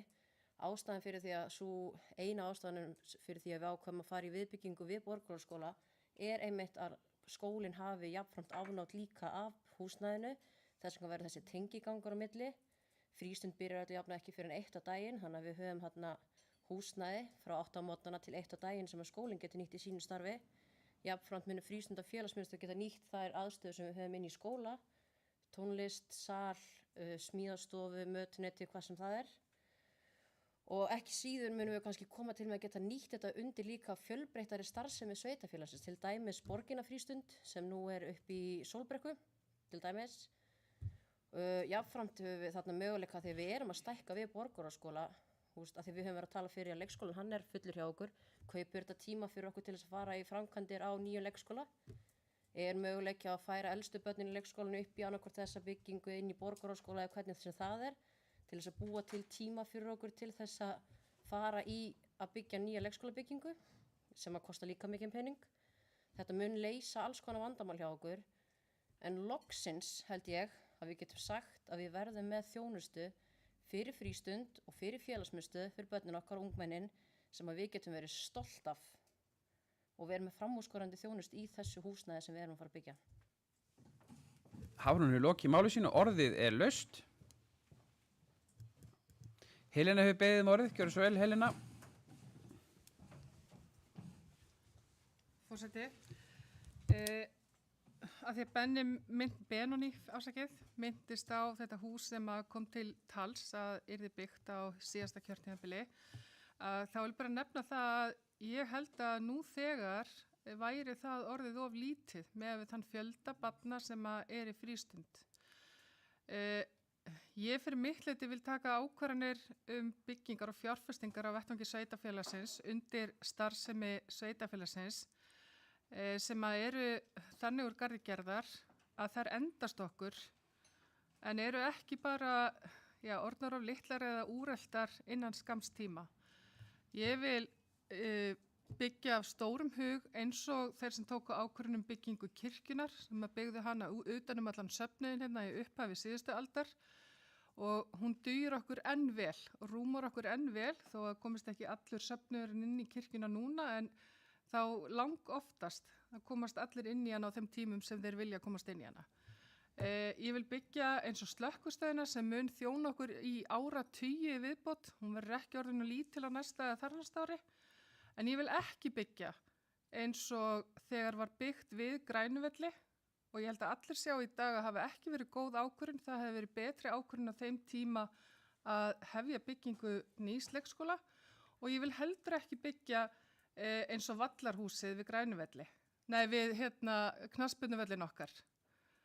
Ég vil heldur ekki byggja eins og vallarhúsið þar, sem átti í upphafi að vera dæluhús en endaði svo með félagsaðstöðu á efri hæðinni sem allt og lítil og sem uppfyllir ekki bara þarfir starfsemina sem fer fram á vellinum innan við 20 árum eftir hún var byggð. Þannig ég allan daginn á því að við að gera þetta vel og gera þetta veglega og við að reyna að nýta húsnæðið eins vel og hægt og af þeim stofnunum sem eru innan sveitafélagsins og í þessu tilfelli eins og Borgarskóla, borgin eins og Hafrún kom inn á og svo frístund og félagsmiðstöð. Helena hefur lokið máli sínu, orðið er laust. Benóný Valur hefur beðið orðið, öðru sinni, gjörðu svo vel, Benóný.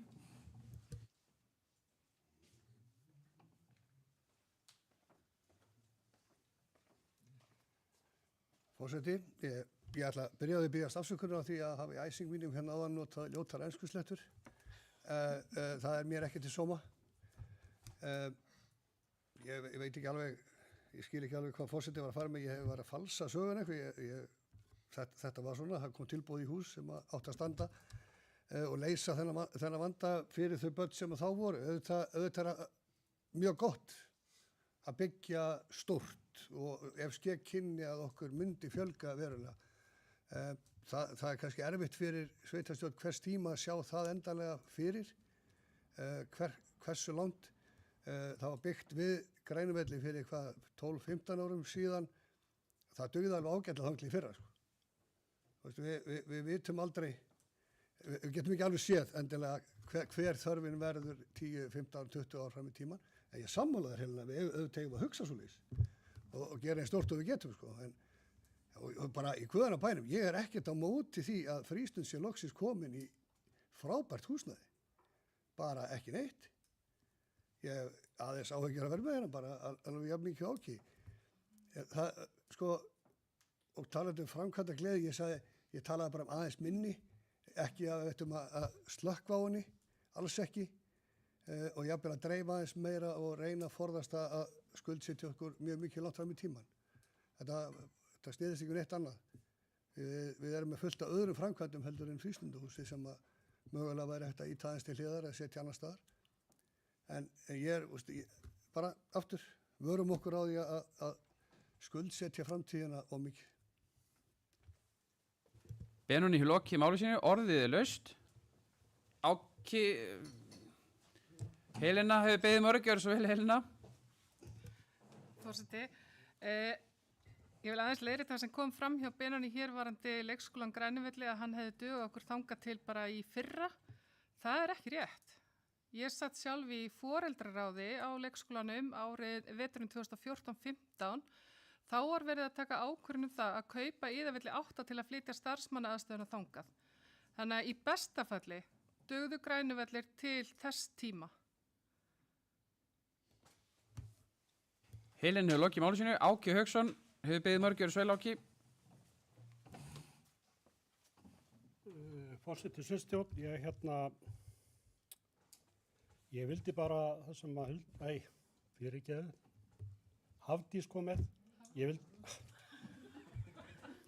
Hárún mín fyrirgeðu, ég vildi að skýringar, Hárúnar kæmi fram því að ég var bara búin að heyra þetta og svona utan að mér þetta væri mun meira heldur en kannski endilega bara frístund og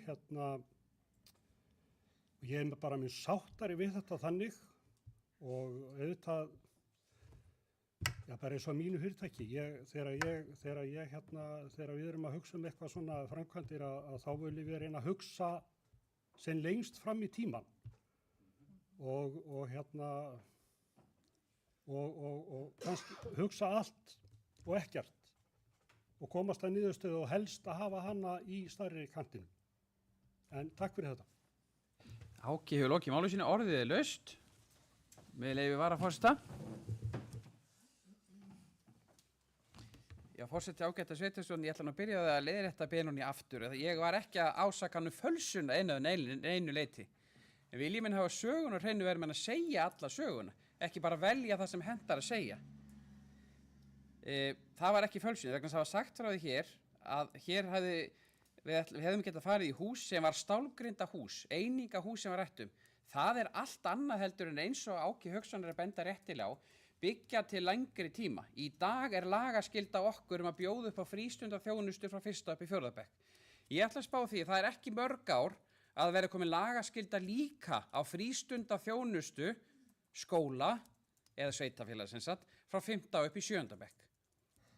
Og innan 20 ára verður líka komin lagaskylda á sveitafélag að fara í frístundaþjónustu við úlinga í 8. upp í 10. bekk. Það er ekki mörg ár þangað til að það gerist. Og ég hef takk undir með Helenu, hér erum við að hugsa svolítið stórt eftir að hafa verið langan tíma, ég getur sagt ákveðinu undanþágu, með félagsmiðstöðuna í Björgunarsveitarhúsinu og svo framvegis. Því sannarlega mun þetta nýtast starfsemi Borgarhússkóla, þetta sem við erum að fara í hér. Og hér er bara komin farsæl niðurstaða sem ég held að við öll getum sammælst að verði hinn besta. Og orðið er laust. Þeir sem eiga eftir að tala bara.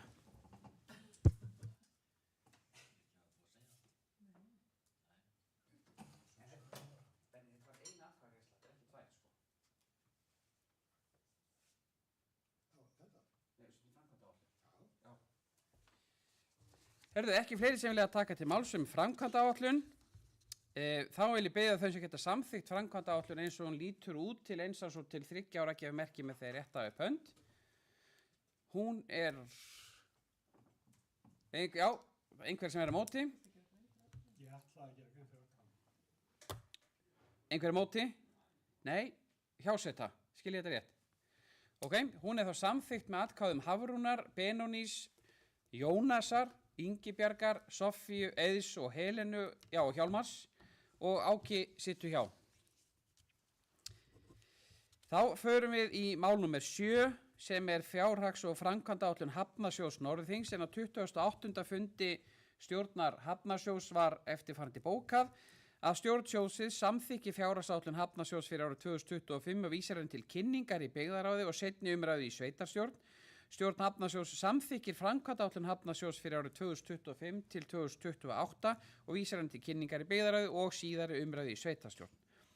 Og á 480. á öðrum fundi byggðaráðs var bókað að ráðið vísar fjárhags- og framkvæmdaáætlun Hafnarsjóðs til staðfestingar í sveitarstjórn og orðið er laust. Eiður Pétursson hefur beðið um að rökja svo vel. Eiður.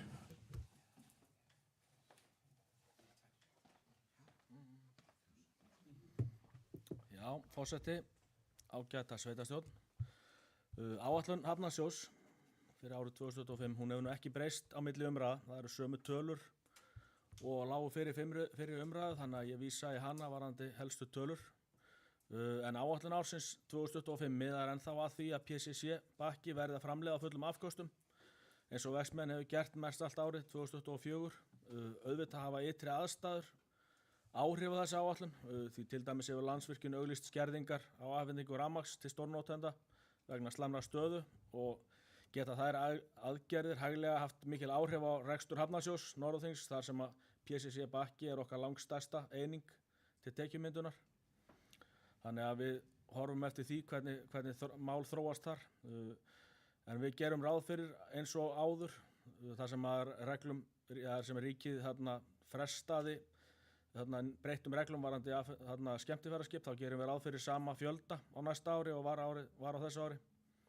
En varandi framkvæmdir, þá eru svona 2 stóra framkvæmdir í bígerð hjá Hafnarsjóð og það er samkvæmt upplýsingum sem við höfum frá Vegagerðinni, þá er áformað að bjóða út framkvæmdir við Þvergarðinn fljótlega á næsta ári og samkvæmt okkar nýjustu upplýsingum þá er stefnt að því að sú vinna hefjist næsta haust. Og eins og áður hefur komið fram þá er líka unnið að því hefur verið unnið að því allt árið að Hafnarsjóður fjárfesti í eigin dráttabáti. Það er nú þegar búið að fara í gegnum 2 útboð og 3. útboðið er að hefjast og eins og okkar upplýsingar eru núna þá vonumst við til þess að þau innkaup verði leidd til lykta í byrjun næsta árs og hann geti komið vonandi fyrir sumarið út af því að við erum alltaf enn í sambandi við Hafnasamlag Norðurlands leigu og dráttabát og það eru svona blikur á lofti í þeim samningum. Þannig að þetta er svona helsta sem ég vildi segja í þessu. Takk fyrir. Eiður hefur lokið máli sínu, orðið er laust.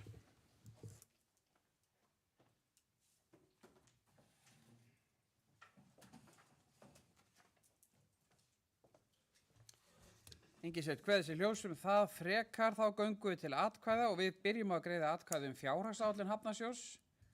Þau sem eru henni sammála gefa merki með þeir rétta upp hönd. Hún er samþykkt samhljóða og þá er það framkvæmdaáætlun Hafnarsjóðs eins og hún lítur og liggur hér fyrir.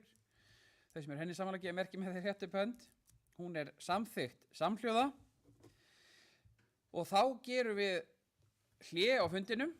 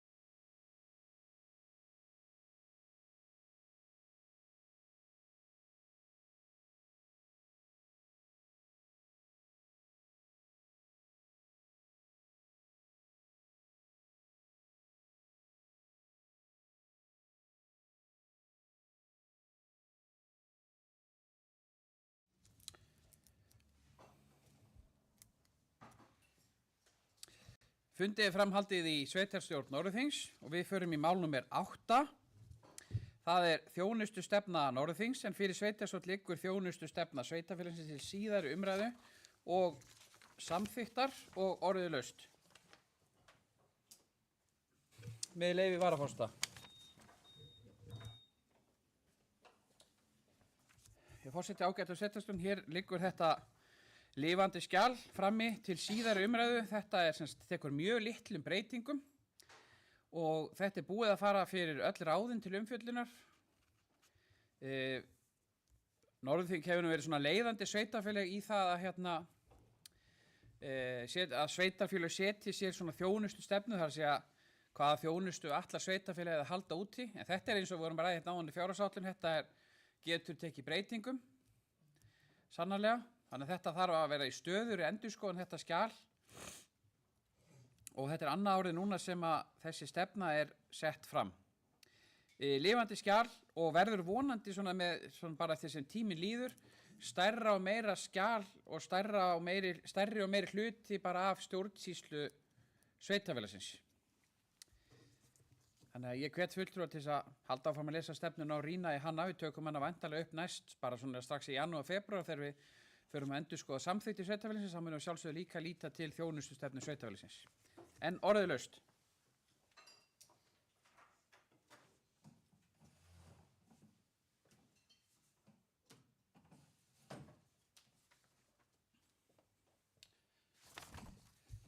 Engin sem vil ræða hana frekar, þá við biðja þau sem eru stefninu sammála eins og lítur út að gefa merki með því að rétta upp hönd. Hún er samþykkt samhljóða og við förum í mál númer 9 sem eru reglur greiðslur af fatapening en á 481. fundi byggðarráðs var eftirfarandi bókað. Byggðarráð samþykkir meðfylgjandi reglur og vísar þeim til staðfestingar í sveitarstjórn og orðið Hafrún hefur beðið orðið, gjörðu svo vel, Hafrún.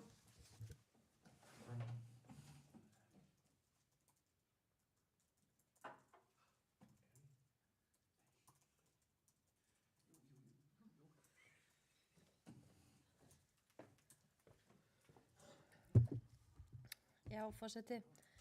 Byggðarráð tók til afgreiðslu á fundi sínum í nóvember, drög af reglum greiðslu á fatapening til starfsfólks. En tilgangurinn var fyrst og síðast að samræma upphæðir og fyrirkomulag milli starfshópa sveitarfélagsins.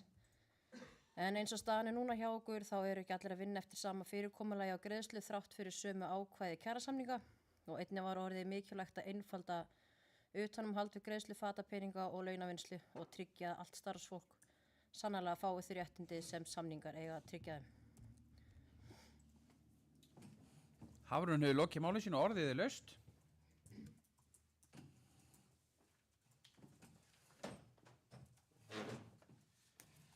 Ekki fleiri sem vilja kveða sér hljóðs þessar reglur, þá er byggða þau sem að þeim eru sammála að gefa merki með því að rétta upp hönd. Þær eru samþykktar samhljóða. Við förum í mál númer 10 sem er sóknaráætlun landshluta fyrir ára 2025 til 2029. En á 481. fundi byggðarráðs var eftirfarandi bókað. Byggðarráð vísar drögum að sóknaráætlun Norðurlands eystra 2025 til 2029 til umfjöllunar í sveitarstjórn. Og ég vek athygli því að þetta er ekki samþykktarliður. Orðið laust. Helena hefur beðið orðið, gjörðu svo vel, Helena.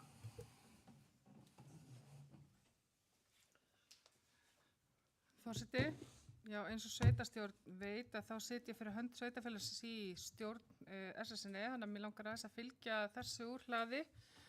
En vinnu við sóknaráætlun var formlega ýtt úr vöru ársþingi samtakana síðastliðið vor og þó hún hefði í raun hafist í desember árið 2023 þegar stjórn og starfsfólk SSNE áttu vinnufund áætlunina. Þá voru haldnar vinnustofur í öllum sveitarfélagunum sem eiga aðild að samtökunum, 13 talsins því að það var ein rafræn og hún fór fram á ensku ef maður rétt til að ná líka til erlendra íbúa á svæðinu. Í vinnustofunum þá var lögð áhersla á 3 atriði. Það voru atvinnulíf, blómlega byggður og umhverfismál sem var til samræmis við niðurstofu úr vinnu kjörinna fulltrúa frá ársþingi og voru þessar vinnustofur afar vel sóttar af íbúum alls staðar á svæðinu. Nú stendur yfir samráð við sveitarfélögin á svæðinu áætlunina, þar að segja þessi umfyllan okkar hér, en jafnframt þá hún í opnu samráði fyrir íbúa hagaðila þar sem öllum gefst kostur á að senda inn umsagnir áætlunina í samráðsgátt stjórnvalda og því samráði lýkur á morgun. Og þegar sveitarfélögin öll hafa fjallað sóknaráætlunina ásamt því að unnið hefur úr ábendingum frá þeim sveitarfélögunum og frá íbúum og hagaðilum, þá verður áætlunin formlega samþykkt á rafrænu aukaþingi SSNE og tekur hún gildi í byrjun nýs árs. Mér þykir á heildina leiti að hafa tekist vel til með áætlunina og vinnu við hana. Hún einfaldari heldur en núgildandi áætlun, en jafnframt birtist í henni skörp framtíðarsýn fyrir landslutan ásamt árangursmælikvörðum. Og til að mynda má þar nefna í landslutanum þá viljum við vera leiðandi í umhverfismálum og þar höfum við tekið forystu með verkefni Loftum, þar sem greindar voru fræðsluþarfir starfsfólks og kjörinna fulltrúa og gerð fræðsluáætlun sem þegar hefur verið hrint í framkvæmd, auk þess sem að Loftum skólinn hefur litið dagsins ljós. Þetta byggir undir þekkingu starfsfólks sveitarfélaganna og kjörinna fulltrúa og gerir okkur betur kleift að vera leiðandi á vettvangi sveitarfélaganna þegar kemur að umhverfis- og loftslagsmálum. Og ég vil enda þetta á að brýna íbúa í Norðþingi og hagaðila til að senda inn umsögn í samráðsgáttina, hafi þeir eitthvað við áætlunina athuga, og þið, ágætu sveitarstjórnarfulltrúar, notið þetta tækifæri hér til að koma að loka athugasendum ykkar á framfæri. Helena hefur lokið máli sínu og orðið laust.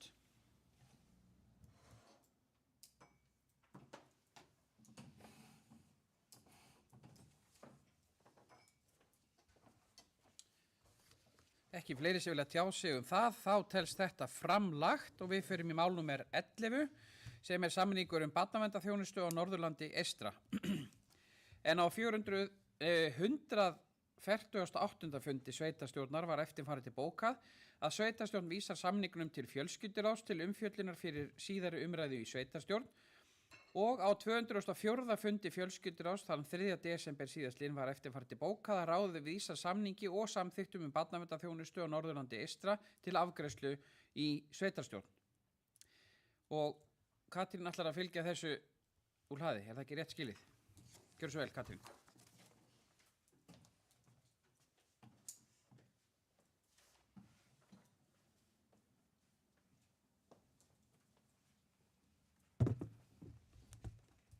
Forseti, undanfari þessa mál sem við erum að fjalla núna, það máli frá 2023, frá því í nóvember, þegar við vorum að sækja endurnýjun og undanþágu frá skilyrðum lágmarks íbúafjölda vegna barnaverndarþjónustu. En barnaverndarlögin kveða á að í umdæmi hverra barnaverndarþjónustu skulu vera að lágmarki 6.000 íbúar. Við höfum verið að reka þessa þjónustu með sveitarfélögum hérna í fyrrverandi Þingeyjarsýslum og þetta þjónustusvæði mjög víðfeðmt og telur 5.200 manns og þess vegna töldum við að það væri nú grundvöllur fyrir því að veita okkur áframhaldandi undanþágu. Aukin heldur þá höfum við verið að veita bara framúrskarandi þjónustu í þessum málaflokki en mennta- og barnamálaráðuneytið það var ekki á þeim buxunum að veita okkur undanþágu og fór fram á að við myndum sýna fram á það að við hefðum árangurslaust leita eftir samstarfi við önnur sveitarfélag barnaverndarþjónustu í stærri umdæmum. Og við leituðum því ásamt hinum sveitarfélögum hérna í kringum okkur eftir samstarfi við Akureyrarbæ og það var samþykkt sem sagt í byggðaráði Norðurþings 23. nóvember í fyrra. Og í framhaldi af því fékkst tímabundin undanþága frá skilyrðum lágmarks íbúafjölda á meðan að það væri verið að klára þessar viðræður. Nú, Akureyrarbær hefur alltaf verið jákvæður gagnvart því að hýsa þessa þjónustu. Þeir hafa hins vegar verið harðir á því núna eftir að bráðabirgðasamningur var gerður sem að gilti til ársloka 2024 að Akureyrarbær yrði leiðandi sveitarfélag í þess og myndi hýsa alla starfsemin og þar á meðal mannaflan allan. Og Núna samningurinn sem liggur fyrir, hann af hálfu allra sveitarfélagana sem voru í gamla samningnum nema Dalvíkurbyggð. Fjallabyggð ákvað á sínum tíma strax að fara vestur yfir og þeir eru í samstarfi við Skagfirðinga og aðra í Húnavatnssýslum þessa þjónustu, en Dalvíkurbyggð með 1 ár eftir af samningi sínum við Akureyrarbæ og ætlar að nýta hann út næsta ár. Fyrir umræðan þennan samning fór fram hérna í sveitarstjórn 31. október og var vísað til fjölskylduráðs á milli umræðna. Þar hefur farið fram mjög góð vinna í kringum þennan samning og það fór margvíslegar ábendingar af okkar hálfu inn í umræðuna og til hinna sveitarfélagana. Við sendum öllum sveitarfélögum okkar ábendingar og sumt af því komið inn í þennan samning sem núna. Öðru hefur okkur ekki tekist að koma inn, eins og til dæmis að við vildum helst að það yrði staðfest í samningnum hversu mörg stöðugildi væru hérna á starfsstöðinni á Húsavík, en þeir hafa ekki ljáð máls á því. En það kemur samt fram í samningnum núna að til þess að tryggja áframhaldandi þjónustu hérna á þessu svæði þá sé starfsstöð á staðnum. Og við höfum, þetta náttúrulega snýr að okkar starfsfólki hvað varðar yfirfærslu á ráðningavaldi og við höfum verið, núna upp á síðkasti höfum verið að funda þétt með okkar starfsfólki til þess að halda því upplýstu þetta mál. En okkur sem sagt bara nauður eitt sá kostur að fara eitthvert með þessa starfsemi. Ríkið ætlar ekki lengur að vera með þessa undanþágu. Þannig að ég segi það að þessi samningur sem við erum með núna er það sem við höfum í stöðunni og bara heild líst mér vel á hann. Ég trúi því að þessi þjónusta verði góð. Það hérna endurskoðunar ákvæði að uppsagnar ákvæði með 6 mánaða fyrirvara í samningnum. Þannig að veitist þetta eitthvað öðruvísi heldur en að við erum að leggja upp með það, þá höfum við alltaf og allir aðilar samningsins hafa 6 mánuða uppsagnarfrest sem tekur þá gildi næstu áramót á eftir. En það til afgreiðslu núna þessi samningur milli þessara 9 sveitarfélaga og barnaverndarþjónustu á Norðurlandi eystra og samþykktin fullnar afgreiðsluna fylgiskjal í samningnum. Þannig faktist erum við að samþykja það líka með því að samþykja samningin, en hins vegar þá tel ég bara betur á því farið að við afgreiðum þetta í tvennu lagi þannig að fari ekkert á milli mála að það sé verið að greiða atkvæði bæði samningin og samþyktina sem að fylgir. Katrín hefur lokið máli sínu, orðið laust. Helena hefur beðið orðið, gjörðu svo vel Helena. Forseti, já, mér langar bara rétt að skerpa á einu atriði sem Katrín kom inn á, það var það að gera þjónustusamning og eins og þið heyrðu á hennar máli þá eru hendur okkar svolítið bundnar og meðan við erum ekki 6.000 manns sem búum hér í þessu sveitafélagi eða nágranna sveitarfélaginu sem við höfum verið að þjónusta. Það eru 2 leiðir færar fyrir sveitafélag varðandi samstarf í málum eins og þessum. Það annars vegar stofnun byggðarsamlags og hins vegar það að gera þjónustusamning.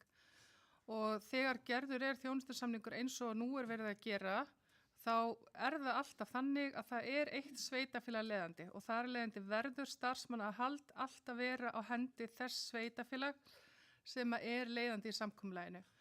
Og þetta þekki við af því að hafa verið hinum megin við borðið, verandi þjónustu veitandi gagnvart Tjörneshreppi, Langanesbyggð og Þingeyjarsveit, meðal annars í barnaverndarmálum en líka öðrum. Og þar hefur allt starfsmannahald verið okkar megin sem að tengist þeim samningum og framkvæmd þeirra. Þannig að í rauninni erum við núna bara hinum megin við borðið og það sem við höfum lagt alla áherslu á í samningagerðinni inn í fjölskylduráði, það að þjónustan sem við höfum verið að veita og flyst núna yfir til Akureyrarbæjar verði að minnstakosti jafngóð og þjónustan sem við höfum verið að veita. Þannig að við séum ekki að semja lakari þjónustu fyrir íbúa okkar. Og náðum því fram að hér verður mönnuð starfsstöð, þó hafi ekki náðst samkomulag annarkvort fjöldastöðugilda eða lágmarksfjöldastöðugilda sem verður staðstur hér. En í það minnsta þá verður hér mönnuð starfsstöð áfram. Þannig að þegar kemur að til dæmis viðbragðstíma varðandi barnaverndarmál þar sem þarf að kalla út barnaverndarstarfsmenn ef að upp koma þannig aðstæður, þá ætti hann ekki að þurfa að lengjast frá því sem að nú er. Helena hefur lokið máli sínu og orðið er laust.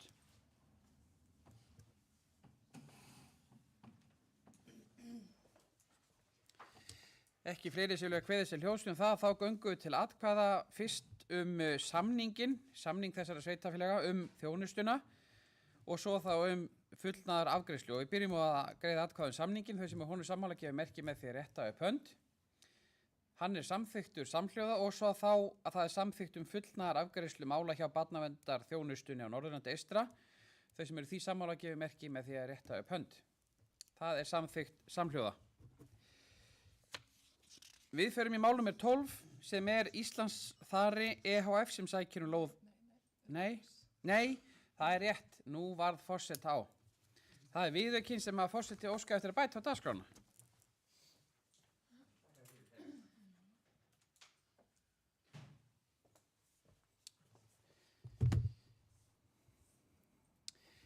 Mál númer 12 sem sagt. Það er samningur sameiginlegt þjónustusvæði almenn og sértæka félagsþjónustu eða farsældina.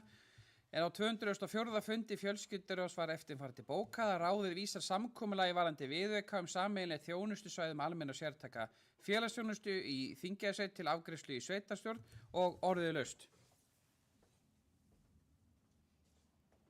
Helena hefur beðið orðið, gjörðu svo vel, Helena.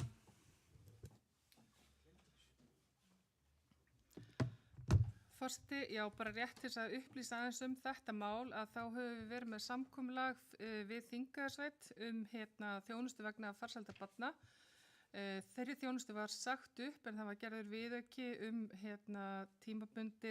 tímabundna framlengingu á samningnum eftir uppsögn og Þingeyjarsveit óskaði síðan eftir því að framlengja það samkomulag áfram og við urðum við því í fjölskylduráði og vísum því þá hér til staðfestingar í sveitarstjórn og þá erum við að tala það, ef ég man rétt, að þetta gildi út skóla árið 2005-26.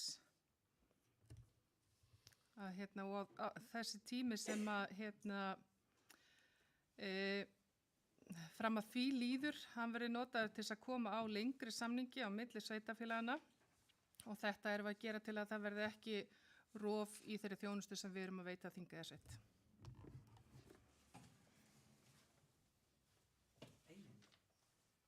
Helena hefur lokið máli sínu orðið er laust.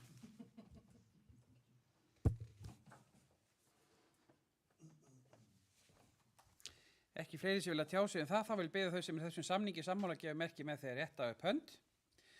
Það er samþykkt samhljóða. Nú, þá förum við í þarann. Það er mál númer 13 að Íslandsþari EHF sækir lóð 1 við Búðarfjöru en á 203. fundi skipulags- og framkvæmdaráðs var eftirfarandi bókað. Íslandsþari óskar eftir að fá útluta lóðina Búðarfjöru 1 á Húsavík til uppbyggingar húsnæðis fyrir úrvinnslu á Stórþara. Meðfylgjandi umsókn er greinargerð fyrirhugaða uppbyggingu lóðarinnar. Skipulags- og framkvæmdaráð leggur til í sveitarstjórn með atkvæðum Eysteins Kristins Soffíu að Íslandsþara verði útluta lóðinni, Ingibjörg greiddi atkvæði á móti og Rebekka satt hjá. Og Ingibjörg fulltrúi vaflista lagði fram bókun sem að hér fylgir undir þessu máli og orðið laust.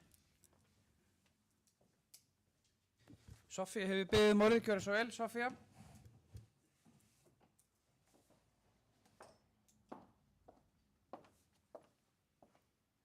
Forseti.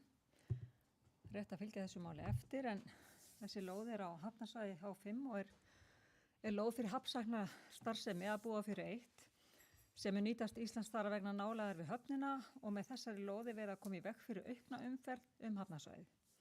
Einungis þarf að keyra hraðofnin 200 metra leið frá Suðurgarði að Búðarfjöru og annars konar umfang er á þessari starfsemi en í fyrri umsókn mun smærra í sniðum og ég hvet íbúa Norðurþings til þess að kynna sér greinargerðina með lóðarumsókninni sem fylgir þessu máli því að hún er mjög upplýsandi hvernig starfsemin hefur verið að breytast frá því að þeir sóttu lóð í Norðurfjöru. Gert er ráð fyrir að alltaf 29 störf skapist á svæðinu með tilkomið vinnslu þessa stórþara og 19 störf á landi og 10 störf sjávartengt við söfnun stórþarans. Þetta er mjög mikilvægt fyrir samfélag okkar og framtíðar uppbyggingu þess. Sofía hefur lokið máli sínu, orðið er laust. Benóný Valur hefur beðið orðið, gjörðu svo vel Benóný.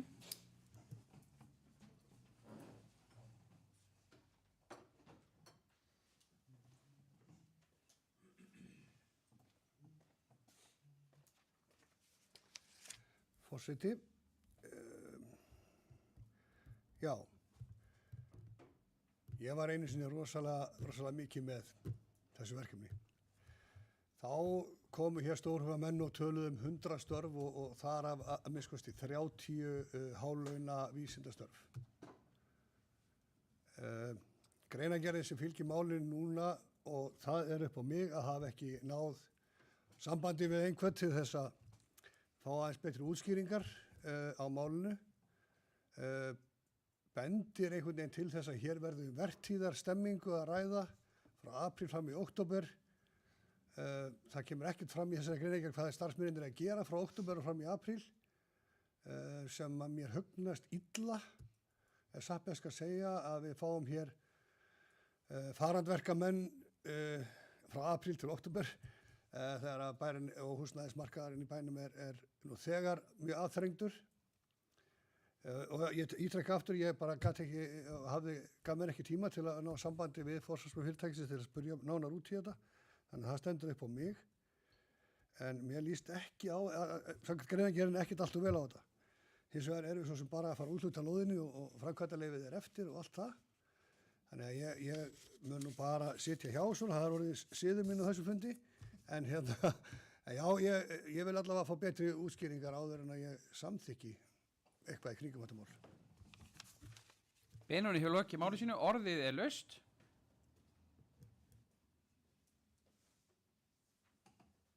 Áki Hauksson hefur beðið orðið, gjörðu svo vel Áki. Forseti, 17. fulltrúar,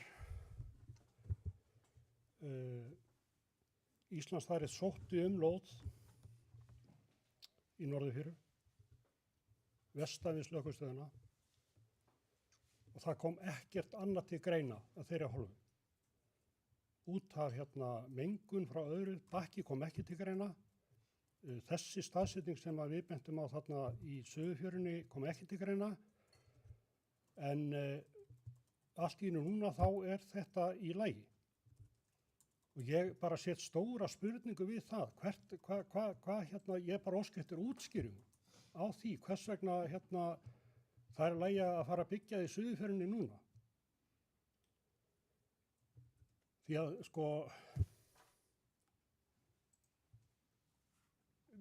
mér finnst þetta ekki trúverðugt. Ég bara segja það alveg svo er. Annarkvæmt erum við bara komin bara heiðarlega fram og segja það. Þetta sé bara í lagi eða ekki. Og ég vil aðeins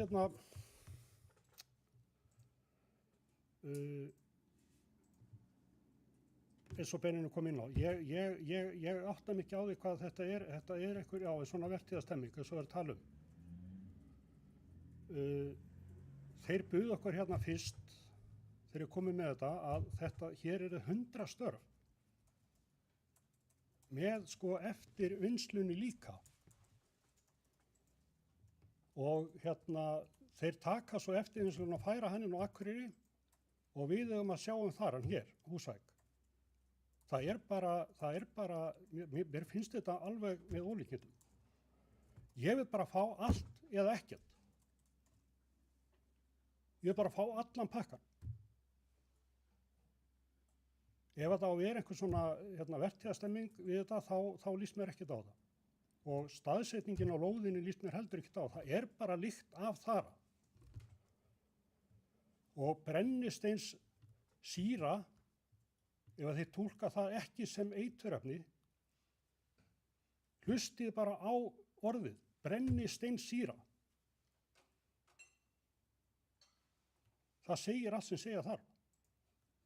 Og ég vil bara ekki sjá þetta á þessari lóð þarna. Ég vil bara nefna það að þeir sóttu á Víðimónu og fengu það var öllu breytt þar og þeir fengu það lóð. Upphaflega.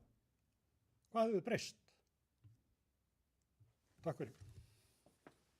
Áki Hauksson hefur nei, hann hefur ekki lokið máli sínu. Gjörðu svo vel, Áki. Ég bæta einu við, ég tek undir bókun með ykkur. Áki Hauksson hefur þá lokið máli sínu og orðið laust. Katrín hefur beðið orðið, gjörðu svo vel, Katrín.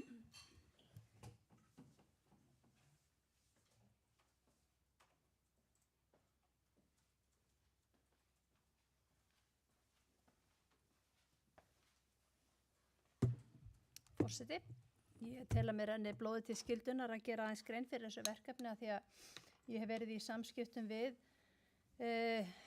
forsvarsmenn Íslands þar alveg frá því að áður en þær fóru að tala við Norðurþing. Verkefnið er breytt. Ég hvet ykkur til þess að lesa greinagerðina sem fylgir með mjög góð greinagerð þar sem þeir gera grein fyrir verkefninu eins og það er í dag. Það áttu sér stað eigendaskipti í fyrirtækinu þar sem að hluti af þeim sem að voru með þessa þróun þáttu verkefnisins eins og það var hugsað í upphafi fóru út úr verkefninu.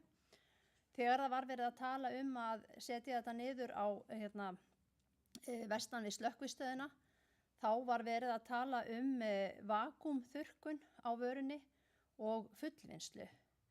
Þeir fóru tilbaka, sögðu sjálfir að þeir hefðu verið of stórhuga í byrjun. Í rauninni var verkefnið komin á þeim tímapunkti þannig að menn voru eiginlega stökkva beint í skref 10 í staðin fyrir að byrja bara skrefi 1 og fara svo í 2, 3 og 4 í framhald af því. Og þessi tækni sem að var verið að tala þar, þessi vakúmþurrkun sem að kom til með þessum eigandum sem farnir eru út, að það er farið út úr verkefninu í dag og ég held að ég muni það bara alveg hárrétt að hvergi nokkur staðar í þessari greinagerð fyrir verkefninu í dag er talað einhverja brennisteinssýru. Það er verið að tala að þurrka í beltaþurrkara og þurrka bæði blöð og stilka og senda það þannig úr landi til þess að byrja með. Það er ekki verið að tala einhverja áframvinnslu á Akureyri. Búðarfjaran hentar vel í þetta verkefni. Hún hefði örugglega hentað vel í hitt líka en þeir sóttu bara á norður garðinu. Eða sem sagt ekki á norður garðinu, heldur vestan við slökkvistöðina, norðan á hafnarsvæðinu. Þannig að við vorum ekki að ræða búðarfjöruna þá. Víðimóarnir hefðu örugglega komið líka til greina því að það er verið að horfa til nálægðar við orku. Það er verið að horfa til nálægðar við heitt vatn. Og við erum að tala að með minnir 37 sekúnduleitra af 85 til 90 gráðu heitu vatni þegar að verkefnið er komið lengra heldur en þeir eru að hugsa núna. Þeir byrja í fyrsta fasa með þessa byggingu núna. Víðimóarnir þeir hefðu örugglega getað komið til greina líka núna, en er hagkvæmara fyrir okkur að fá þessa hrávöru alla á þjóðveginn upp eftir og fyrir utan það að allar þeirra hugmyndir núna að byggingu og notkun á þessari lóð, þeir falla að deiliskipulaginu. Og hvaða rök ætla menn þá að nota fyrir því að útluta þeim ekki lóðinni? Það er alveg rétt að þetta er, ég held að sé að tala að þeir geti aflað þar á einhverjum 200 dögum á ári svona að hámarki eru þeir að horfa á það. Það er ekkert endilega bara frá apríl og fram í október en auðvitað er það, við vitum það alveg sjálf að það kannski geta verið allar veðar von á öðrum tímum og getur legið niðri vinna á þeim tíma en það tel ég vera útfærsluatriði fyrirtækisins. Þetta er nýsköpunarfyrirtæki. Þetta er í fyrsta skipti sem er verið að nota þessa afurð til þess að þessi mið við Íslandsstrendur í svona verkun, þannig að það hefur víða verið farið í nýsköpun í gegnum tíðina. Við vitum ekki hvort að þetta fyrirtæki nær strax fótfestu eða hvað. Við getum hort á marga nýsköpun í gegnum tíðina sem hefur alveg farið misjafnlega vel af stað en kannski enda vel. Og ef að menn hefðu alltaf verið með einhverja svona varnaðarorð og ekki verið tilbúnir, þá værum við kannski ekki í dag með Keresis. Við værum ekki í dag með Marel. Við værum ekki með farmaktika eins og Grænvíkingar. Og ég tel bara það að við séum með tækifæri þarna til þess að fá nýtt atvinnutækifæri inn í atvinnulífið í Norðurþingi. Okkur veitir ekki af að fjölga stöðunum undir, stóðunum undir atvinnulífið og þeir tala þarna þegar þessar hugmyndir verði komin á fullt að þá sé þetta alltaf 29 störf. 29 störf fyrir Norðurþing. Að því gefna þetta gangi allt saman upp. Og það bara stórt fyrir okkar sveitarfélag. Ég vona ég hafi svo sem svarað kannski flestum spurningunum en ég tek þá bara aftur ef það eitthvað meira eitthvað sem ég hef gleymt. En ég hvet alla til þess að lesa greinagerðina. Katrín hefur lokið með álu sínu, Áki Hauksson hefur beðið orðið öðru sinni, gjörðu svo vel Áki.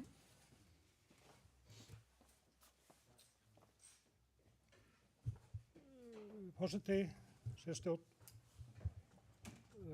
ég ætla að vona þess ekki að ásaka mig það að ég vilji ekki verksmiðjuna. Ég vill hana bara ekki á þessu stað. Ég alveg á sama stað í Norðurfjörðinni eins og Suðurfjörðinni. Það bara svoleiðis. Við erum með 2 iðnaðarsvæði, annað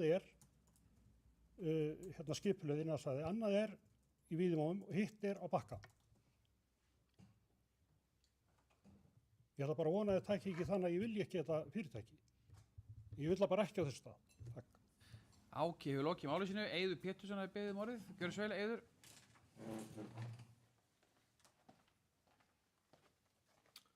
Já, forseti, ágæta sveitarstjórn. Svo sem hef ekkert mörgu við þetta bæta, þetta var ágætis yfirferð hjá Katrínu en ég held að manni renninu blóðu til skildunar að reyna að taka jákvætt í svona umsóknir sem koma hérna. Það sem verður einhver nýsköpun í gangi, ný störf á svæðinu. Þarna klárlega mikil tekjumyndun fyrir okkur, bæði þá fyrir Hafnarsjóð og orkuveituna við sölu á heitu vatni. Þarna gott aðgengi að öllum þessum innviðum, bæði tengingu við háspennu, við heitt vatn og eins notkun á höfninni. Þannig að ég held að þetta sé eitthvað sem við verðum að taka jákvætt.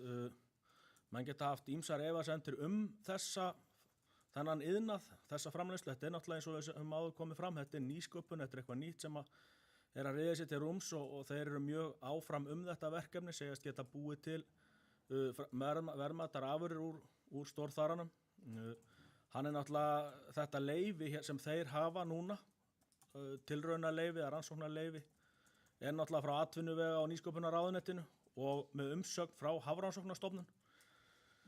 Ég veit svo sem ekki við hverju meira við það að bæta.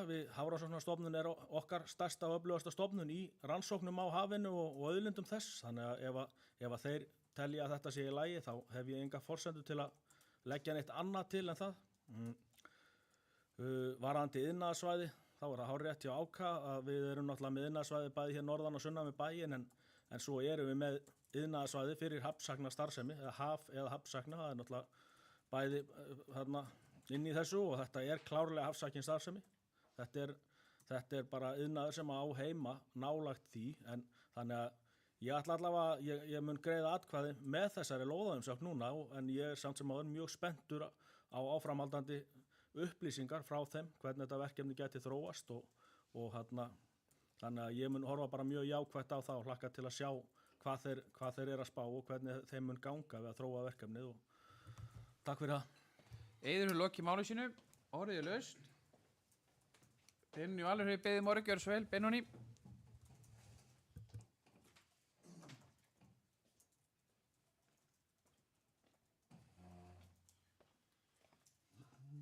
Forseti, já, ég bara ítrekka það sem ég sagði áður. Ég hef ekkert á móti verkefninu, ég hef ekkert á móti þaratekjunni, vísa bara í orð eðs í því máli. Það sem ég ágjör af að því að ég las þessa greinagerð og lúslasana, ég sé ekki annað en við sem að fá hérna inn einhver 20 láglaunastörf í 6 mánuði ári. Það ekkert annað í þessari greinargerð sem segir mér neitt annað og þá sjáum við mögulega meira sér þá aðferðafræði sem menn hafa notað að flytja einn starfsmenn í 5 mánuði og 29 daga svo þau þurfi ekki borga skatt á Íslandi. Þess vegna ég svona skeptískur og ég vil fá vita meira, þannig að ég ætla að halda mér til hlés í þessari umræðu en vonandi fæ ég betri svör. Beinunni hefur lokið máli sínu. Sofía hefði beðið mörg, gjörðu svo vel, Sofía.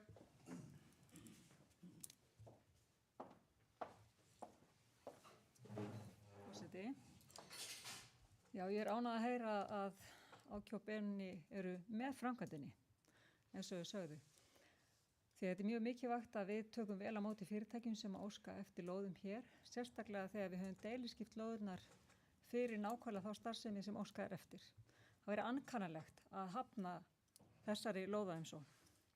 Mér langar líka bara til þess að hvetja okkur sveitarstjórnarfulltrúa að vanda málflutning okkar og vera ekki með hræðslu áráður út í samfélagið áður en að í rauninni allt liggur fyrir, þar að segja við erum ekki að gefa okkur einhverja hluti sem eru ekki réttir og að fara með það út í samfélagið til þess að jafnvel hræða íbúa sem að geta þá ekki sætt sig við þessa framkvæmd eða þetta fyrirtæki. Ég ætla líka að vara við þessum yfirlýsingum að þetta sé einhver vertíðarstemning. Ég veit ekki betur en að við erum með blómlega ferðaþjónustu sem byrjaði svona á sínum tíma. Við erum með sláturhús sem er rekið, sem er mjög mikilvægt fyrir þetta svæði hér og bæinn okkar. Og ég ætla bara að vara við því að það sé verið að hafna fyrirtækjum sem vilja koma hinga að þetta er einhverju vertíðar fyrirtæki með láglaunastörf áður en við vitum nokkuð meira málið. Þannig að mín skilaboð til ykkar eru bara þau, vöndum málflutning okkar. Við erum vönda virðing okkar sem sveitarstjórnarfulltrúar og förum varlega í yfirlýsingar. Sofía hefur lokið máli sínu. Jónas hefði beðið málið, gjörðu svo vel, Jónas.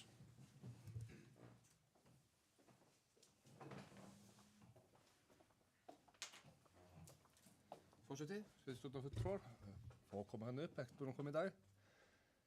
Bara aðeins að gera grein fyrir hvað mínu. Ég er aðeins sammála ákvað. Þetta kannski sem fulltrúi þá byggja þetta svolítið líka mín ákvæðan á þær tilfinningu sem ég hef.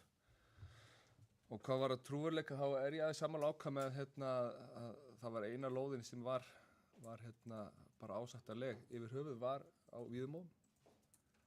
Þannig maður aðeins og svo þessi alltaf leið núna, en ég er ekki á móti framkvæmdinni per se og auðvitað framkvæmdar áttur að gefa út framkvæmdarleyfi, þannig að við erum ekki búin að sjá öll gögn hvað varðar þessa vinnslu.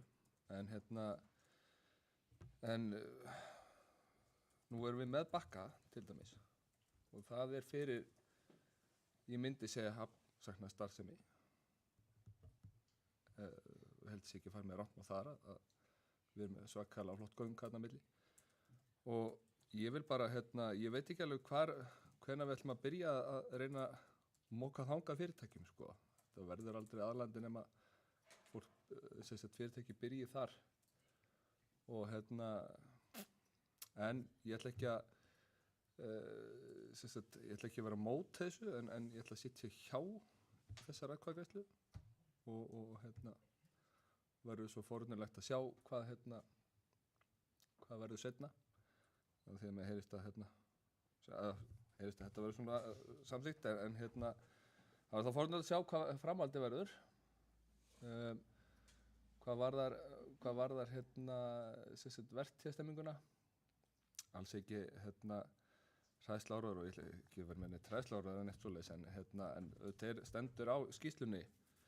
Þetta eru 80% af starfsmönnum fer fram apríl og október, sem er auðvitað ferðarþjónusta líka, en ég ætla ekki að vera með þetta lengra. En þetta, ég set aðeins spurningamerki við trúverleika í þessu verkefni, en auðvitað vona ég að þetta verkefni, ef það kemur, að það dafni vel og verði flott og svo lengi sem að fólk telli það í lagi að taka hana þara. Takk fyrir. Jónas hefur lokið máli sínu, orðið er laust. Katrín hefur beðið orðið, gjörðu svo vel Katrín. Forseti, mér langar bara östu til þess að gera grein fyrir hversna bakki ekki inn í myndin í verkefninu núna. Það vegna þess að það að óska eftir 37 sekundulítrum af 85-90 gráðu heitu vatni og það bara verulega óhagkvæmt fyrir sveitafélag að ætla sér að fara að leggja þangað pípu af vatni. Ég veit ekki hvað það muni kosta. Þannig að af því leitinu til þá kom bakki ekki til greina, bara til skýringa. Katrín hefur lokið máli sínu, orðið laust. Hafrún hefur beðið orðið, gjörðu svo vel Hafrún.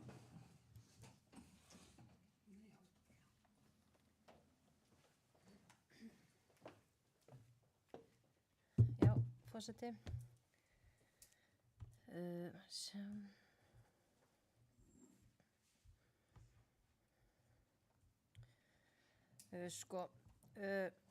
Talandi rekstur sveitafélagsins, lántöku í 3 ára áætlun, aðhald í rekstri, stóra framkvæmdir og allt sem við erum búin að ræða hérna í dag. Það er nefnilega hægt að gera fleiri hluti til að afla tekna sveitasjóðs heldur en að hækka skatta og sækja það beint í vasa íbúa. Þetta er eitt af því sem að sveitafélag getur nákvæmlega gert til þess að auka tekjur sveitafélagsins. Það er að fjölga atvinnutækifærum hjá okkur.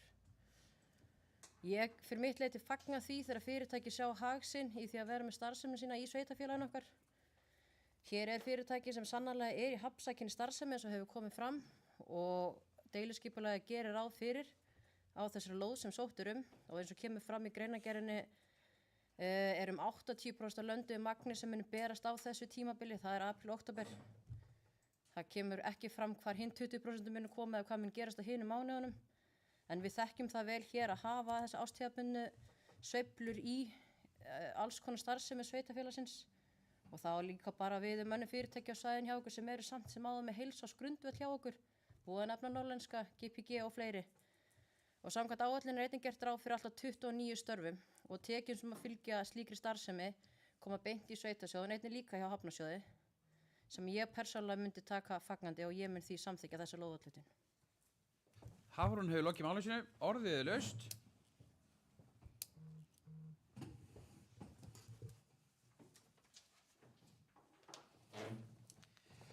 Ekki fleiri sem vilja tjá sig þessar lóðaúthlutun.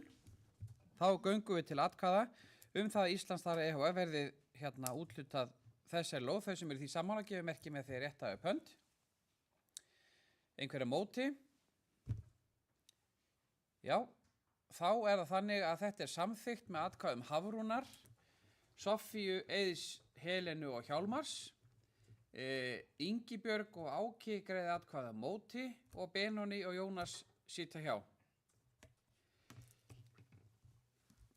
Við förum í næsta mál. Það er breyting á aðalskipulagi Norðurþings 2010-2030 vegna iðnaðarsvæðisins í landi Akursels en á 204. fundi skipulags- og framkvæmdaráðs var eftirfarandi bókað. Ráðið telur þær umsagnir sem bárust í kynningu tillögu að breytingu aðalskipulags ekki gefa tilefni til breytingar á henni. Ráðið leggur til í sveitarstjórn að skipulagstillagan verði samþykkt eins og hún er kynnt og skipulagsfulltrúa falið að senda tillöguna til athugunar hjá skipulagsstofnun og orðið laust. Soffía hefur beðið orðið, gjörðu svo vel Soffía.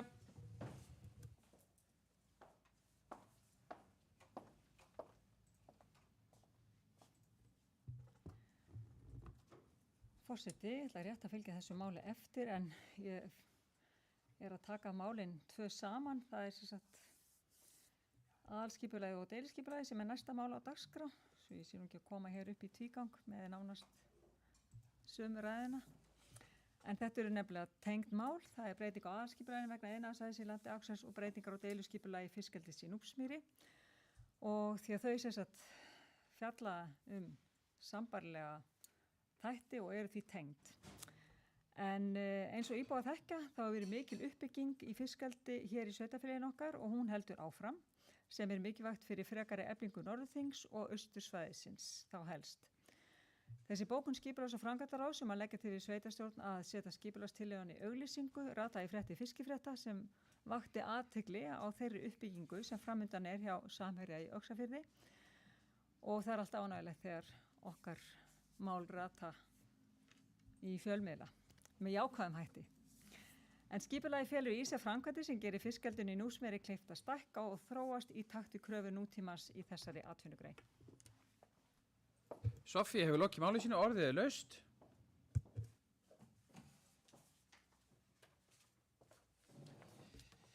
Engin sem við tjá sig það, þá vil ég biðja þau sem eru sammála þessari aðalskipulagsbreytingu að gefa merki með því að rétta upp hönd. Það er samþykkt samhljóða og við förum í mál númer 15 sem er sama meði deiliskipulag sama efnis. En á 204. fundi skipulags- og framkvæmdaráðs var eftirfarandi bókað. Ráðið telur að breyttri tillögu hafi verið komið til móts við sjónarmið ráðsins frá 9. júlí síðastliðnum með fullnægjandi hætti og leggur til í sveitarstjórnar að skipulagstillagan verið samþykkt og gildistaka þess auglýst þegar samsvarandi breyting á aðalskipulagi hefur verið auglýst. Og orðið laust.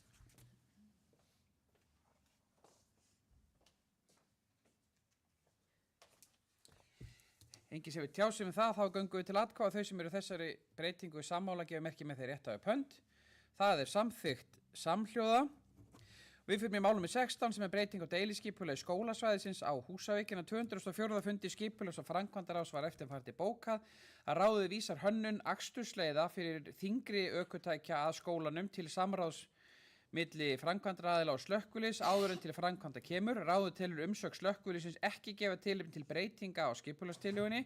Ráðið fellst á þær breytingar á skipulagstillögunni sem sviðsstjóri óskar eftir og felur skipulagsfulltrúa að láta vinna þær breytingar. Skipulags- og framkvæmdaráð leggur til í sveitarstjórn að deiliskipulagstillagan með nefndum breytingu verið samþykkt og skipulagsfulltrúa falið að auglýsa gildistöku skipulagsins. Og orðið laust.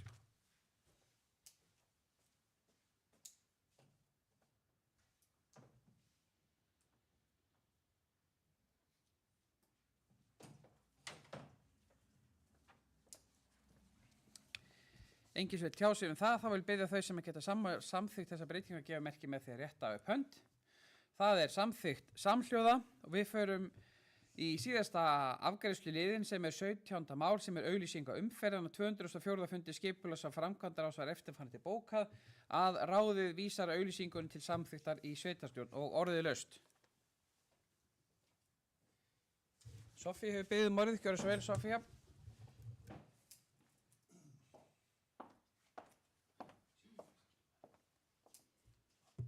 Já, þetta er löng auglýsing en ég afsakið forseti.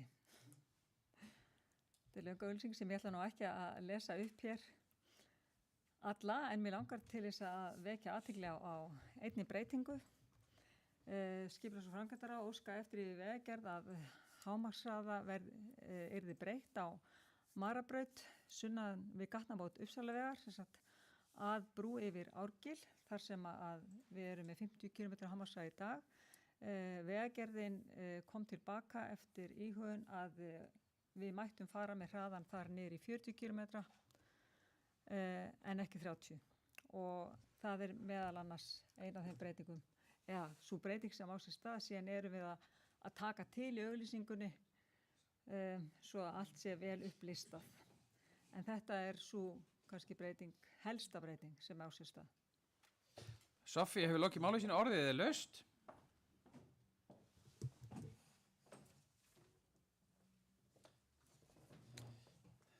Það er enginn að tjá sig frekar um það, þá vil ég biðja þau sem eru sammála þessu að gefa merki með því að rétta upp hönd. Það er samþykkt samhljóða og þá gerum við 5 mínútna fundapásu.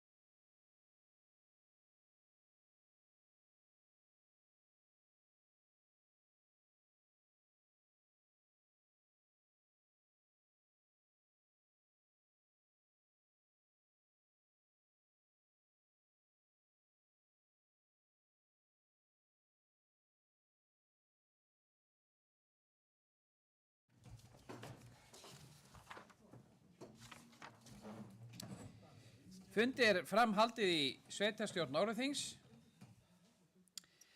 Þá förum við í fundagerði til umfjöllunar og það er fyrst byggðaráð Norðurþings, fundur 480 til og með 482, mál nummer 18 til 20 og ég byrði fulltrúum að nefna í hvaða fundagerð er ósk eftir að taka til máls og og hvað liði þá þeirri fundagerð og orðið laust.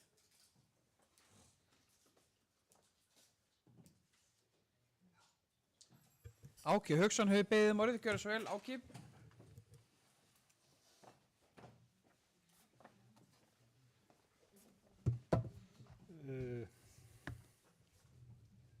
Forseti, sveitarstjórnarfólk, sveitarstjórnarfulltrúar, ég að taka upp mál í 482. fundagerð, byggðarás, mál númer 13 sem ég tók fyrir varðandi stjórnsýsluhúsið. Þar kemur kannski líka hluta til ástæðan fyrir því að ég satt hjá í framkvæmdaáætluninni. Nú liggur fyrir að það verður ekki flutt í stjórnsýsluhúsið að minnstakosti næstu 2 ár og lítið sem ekkert gert á næsta ári, það reikna með 40 milljónum í það. Ég velti aðeins fyrir mér, ég er að misskilja þetta allt saman. Ég hélt að það ætti að fara í norðurendan fyrst og flytja hlutastarfseminni í suðurendan. Ég frétti það svo að það eru allir fluttir úr stjórnsýsluhúsinu og mér langar að fá að vita hér af hverju það var fluttur húsinu og á hvaða forsendum og hvað liggur á bakvið þeirra þá ákvörðun. Takk. Áki hefur lokið málið sínu, orðið þá laust þennan 13. leiði fundagerð byggðarás númer 482. Katrín hefur beðið orðið, gjörðu svo vel, Katrín.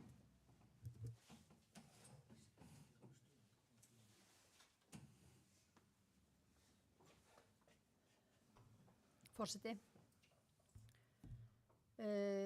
Það sem er áætlað á næsta ári í framkvæmdaáætlun, það er undirbúningur fyrir endurbæturnar sem að þarf að fara í á húsnæðinu. Það er ekki heldur búið að taka endanlega ákvarðanir það með hvaða hætti þessi fermetrar verða nýttir sem að fyrir liggja. Þetta eru 1325 fermetrar ef ég man rétt og það er búið að gera svona lauslega áætlun það að undir stjórnsýslu þurfi ekki nema kannski 800 til 900 fermetra.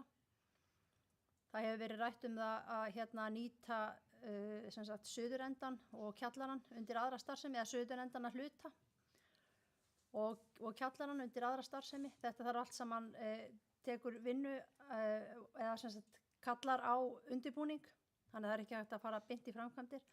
Hvað varðar það að það er búið að fara út úr húsnæðinu með starfsfólkið? Þá ætla ég bara að minna kjörna fulltrúa í byggðaráði á þær skýrslu sem að lagðar hafa verið fyrir í málinu. Ég man ekki hvort það var í mars, ég held að það hafi verið í mars, sem var verið að taka fyrir niðurstöður af sýnatöku í húsinu. Og ég ætla bara að hvetja menn til þess að rifja það upp. Ég ætla ekki að fara ofan í það hér, með hvaða hætti það var. En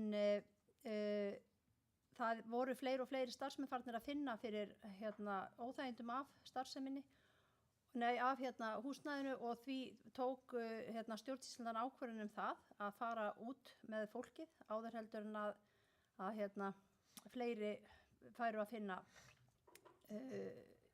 ónót af veru sinni í húsnæðinu. En það liggur fyrir að þetta verða heilmiklar endurbætur sem þarf að fara í og það þarf að vanda það eins og annan undirbúning að framkvæmdum. Það þarf að fyrstulega átta sig á því hvað á að gera og hvernig og það verður gert á næsta ári vonandi. Og í framhaldi af því þá þarf að gera ráð fyrir og er gert ráð fyrir framkvæmdum á árunum þar á eftir við þetta húsnæði. Katrín hefur lokið máli sínu, orðið þá laust þennan 13. lið fundagerða byggðarás nr. 482, þá orðið laust. Áki við beðum orðið öðru sinni, gjörðu svo vel Áki.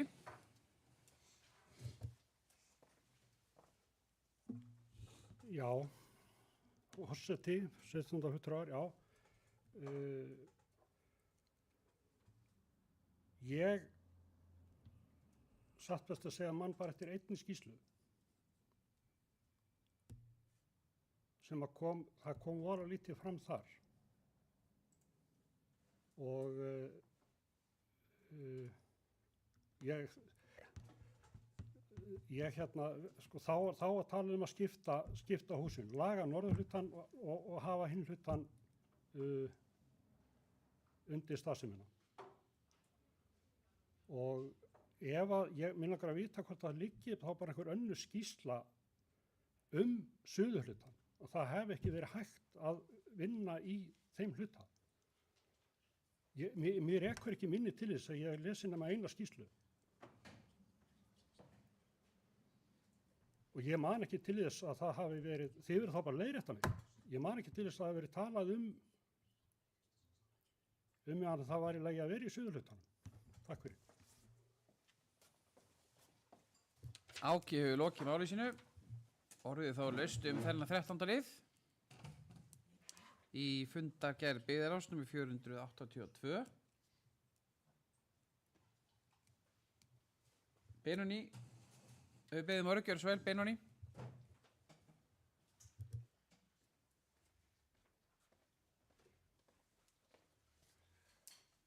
Forseti, ég er nú bara eiginlega lýsa við stuðningi mínum við það að fólk hafi verið flutt úr húsinu.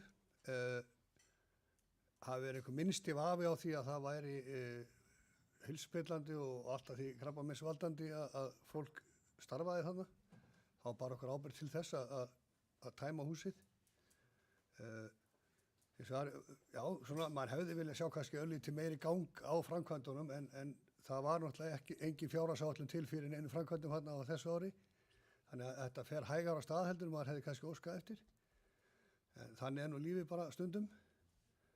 Og ég hlakka rosalega mikið til þegar við séum flutt út úr stjórnsýsluhúsinu og flytjum inn í ráðhús. Benóný hefur lokið máli sínu, orðið þá laust undir þessum lið. Katrín hefur beðið orðið, gjörðu svo vel Katrín.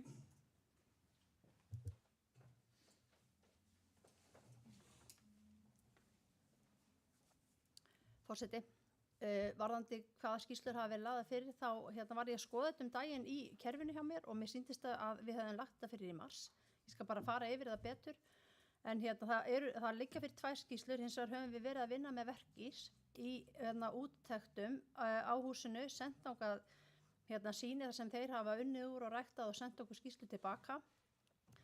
Og í ágúst fengum við frá þeim ráðleggingar það að við ættum að fara með fólk út úr húsinu og við fórum að vinna að því, í framhaldi af því. Og já, á þeim tíma þá voru starfsfólk sem hafði nýlega hafið störf sem að fann fyrir óþægindum líka. Þannig að bara, ég ætla að taka undir með Benóný. Það er ábyrgð hluti af okkur verandi með svona stóran starfshóp af fólki að hafa það undir í svona, hvort sem að málið, hversu alvarlegu stigi málið er, þegar það eru komnar ábendingar það að fólk finnur fyrir óþægindum, kemur með vottorð læknum sem að leggja eindregið til þess að það sé ekki verið í þessu húsnæði. Við fáum skýrslur frá verkís þar sem við erum hvött til þess að fara með fólk út. Eigum við þá bara þverskallast við og gera það ekki? Nei. Og þetta eru hlutir sem við þurfum að fela stjórnsýslunni. Þetta eru starfsmannamál.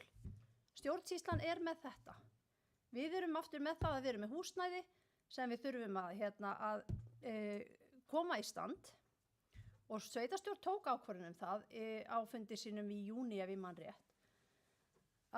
Fyrir örugglega, það var örugglega í mars. Sem að við tókum ákvörðun það með þorra atkvæða var ákveðið að endurbæta þetta hús. Það er það sem við erum að vinna með núna. Þannig að Ég vona bara að við séum að gera það rétt. Ég vil minnst kosti frekar gera meira en minna með öryggi starfsfólks í huga. Katrín hefur lokið máli sínu og orðið er laust. Helena hefur beðið orðið, gjörðu svo vel Helena. Forseti, mér finnst að vera að fara aftur að ræða framkvæmdaáætlun á einhverjum ástæðum, að hluta til í það minnsta. Og þá ætla ég bara að spyrja Áka Hauksson og jafnvel líka Benóný Val, hvar voru tillögur þeirra varðandi þetta húsnæði og að hraða framkvæmdum þar þegar var verið að ræða framkvæmda áætlun? Af því að þar voru sannarlega tækifæri til þess að hraða þessu framar að fara í endurbætur á þessu húsnæði. Hvar voru tillögur minnihlutans varðandi þetta í umræðu framkvæmdaáætlun afsakið inn í skipulags- og framkvæmdaráði? Helena hefur lokið máli sínu og orðið er laust.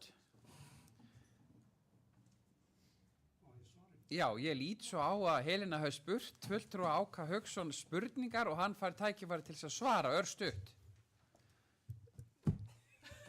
Forseti, sveitarstjórnarfulltrúar, mér finnst nú Katrín hafa aðeins tekið svolítið djúpt í árinni. Þverskallast við, ég er ekkert að þverskallast við. Þetta er bara það sem við vorum að ræða á sínu tíma og ég vildi fá útskýringar því af hvernig á þessu stæði. Það var ekki annað þá. Þá nefnir þú það hér að þú sért að verkishafi að mælt með því að fólki fari út úr húsinu. Þetta hafði ég bara ekki hugmynd um. Og spurningan er til hennar Helenar er að ég er ekki á móti eða með framkvæmdaáætlun. Það er bara ekki þannig. Ég vildi sitja hjá út af þessu máli. Ég vildi bara fá skýr svör hvað væri í gangi þarna.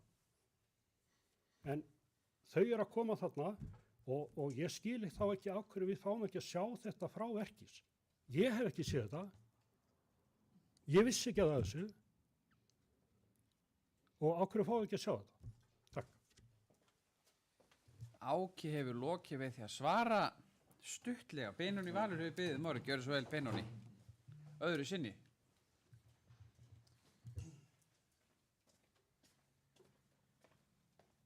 Já, ég fekk bara skrýtna spurninga því að ég taldi mér bara að hafa verið að útskýra fyrir þeim dyggu áhorfundum sem við erum hér með af hverju þetta gerðist ekki hraðar.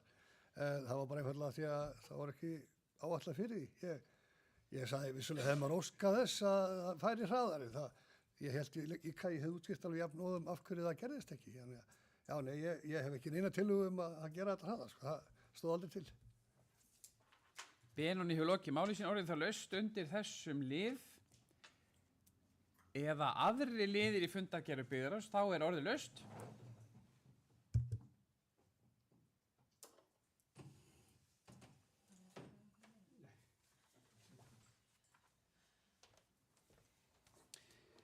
Ekki fleiri sem vilja tjá sig fundargerð byggðarráðs, þá teljast þær framlagðar og við fyrir með fundargerðir skipulags- og framkvæmdaráðs fundi nr. 202 til og með 204, mál nr. 21 til 23 og það er eins að tilnefna í hvaða fundargerð fólk óskar eftir að taka til máls og hvaða liður í þeirri fundargerð og orðið er laust. Benóný Valur hefur beðið orðið, gjörðu svo vel Benóný.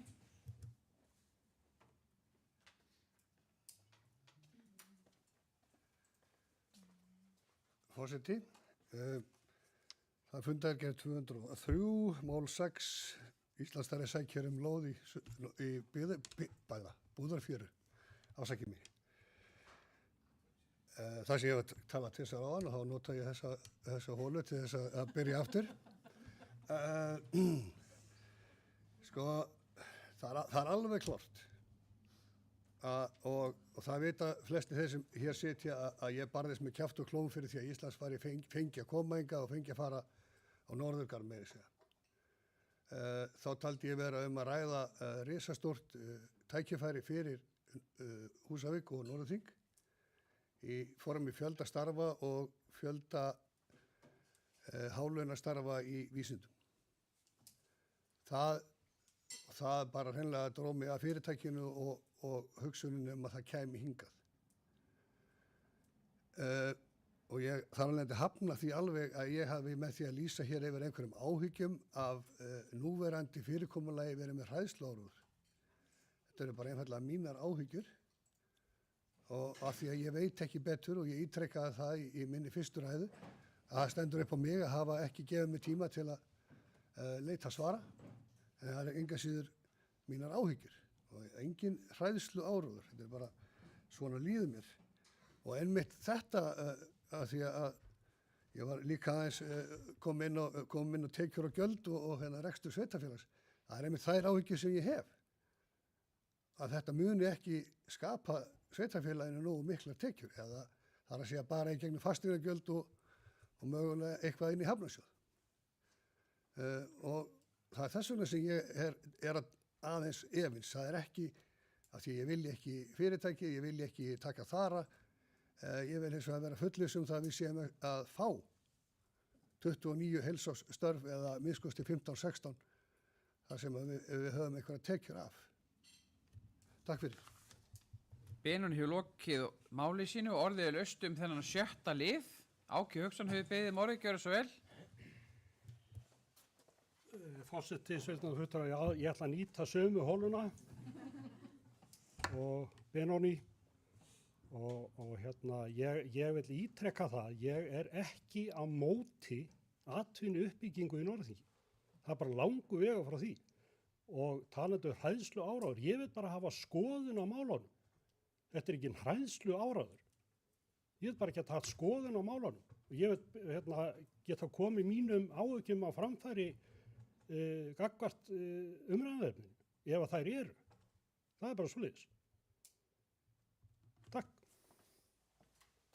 Áki hefur lokið máli sínu, orðið það laust þessa hólu eða fleiri liði í fundargerðum skipulags- og framkvæmdaráðs. Ekki fleiri sem vilja ræða fundargerðir skipulags- og framkvæmdaráðs.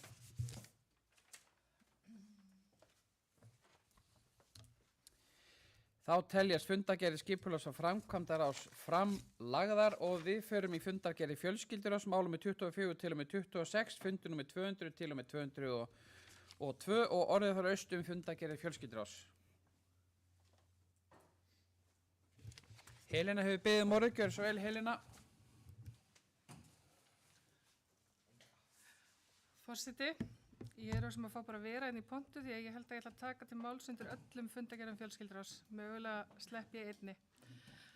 En ég ætla að byrja þá í fundargerð nr. 200 sem og mér langar að vekja athygli á skemmtilegu erindi frá nemendum í stjórnmálafræði við framhaldsskólann á Húsavík. Það er virkilega gaman að fá þessi erindi og þetta er meðal þess og þeirra gæða sem við höfum í samfélaginu þegar við höfum framhaldsskóla á svæðinu. Og það er virkilega ánægilegt að við erum í þeirri stöðu og við þurfum að standa vörðum þá stofnun í lengstu lög. En erindin voru annars vegar varðandi félagsaðstöðuna og hún hefur nú verið aðeins rætt hér í pontu í dag. Félagsaðstæða ungmenna því að við erum í frístundahúsnæðinu sem við ætlum okkur að byggja við Borgarháskóla. Þá erum við að gera ráð fyrir því að aldurshópurinn 16-25 ára geti fengið afnot af því húsnæði. Þannig að það var virkilega ánægilegt að geta svarað þessu erindi nemenda í stjórnmálafræði með þeim hætti að það væru áform uppi húsnæði fyrir þau. Og sömuleiðis þá eru þau áhugasöm stækkun á skíðasvæðinu og sömuleiðis jákvætt þar að geta svaraði með þeim hætti að það er búið að hanna skíðasvæðið með tilliti til stækkunar þó að við séum ekki komið með það á framkvæmdaáætlun enda deiliskipulagsvinnu fyrir skíðasvæðið ólokið ennþá og sömuleiðis þá er verið að vinna að og verður unnið á snjóflóða hættumati á svæðinu, þannig að það væri kannski ábyrgðar hluti að fara í að stækka svæðið á þessum tímapunkti þegar að þessar forsendur eru ekki til staðar. En virkilega ánægilegt að fá þessi erindi og þau komu nokkur og hafa farið inn í fleiri ráð heldur en fjölskylduráð og vonandi finna þessir ungu íbúar hjá sér tilefni til þess að senda okkur oftar erindi heldur en bara þegar að það er verkefni í tilteknum áfanga í skólanum. Helen hefur lokið máli sínu þennan 5. lið í fundargerð fjölskylduráðs með 200 og orðið laust þennan lið. Eða aðra liði í fundargerðin fjölskylduráðs, þá orðið laust. Helena, við beðum gjörðu svo vel. Forseti, ég ætla reyndar að hoppa yfir 201 held ég fari 202. Og það er mál númer 8 í fundargerð 202 sem að við höfum inn í fjölskylduráði verið að fjalla og köllum betri leikskóli. Og mér langaði bara rétt að koma hér og svona tæpa á því helsta sem við höfum verið að fjalla þar sem að mun nú skýrast líka eftir því sem að líður á vormisseri hjá okkur. En eins og þið þekkið þá höfum við verið á undanförnum árum að ræða mjög mikið starfsaðstæður inn í leikskólanum og þær áskoranir sem að hafa birst okkur þar til að mynda í tengslu við undirbúningstíma starfsfólks, styttingu vinnuviku og sömulegis bara forföll frá vinnu.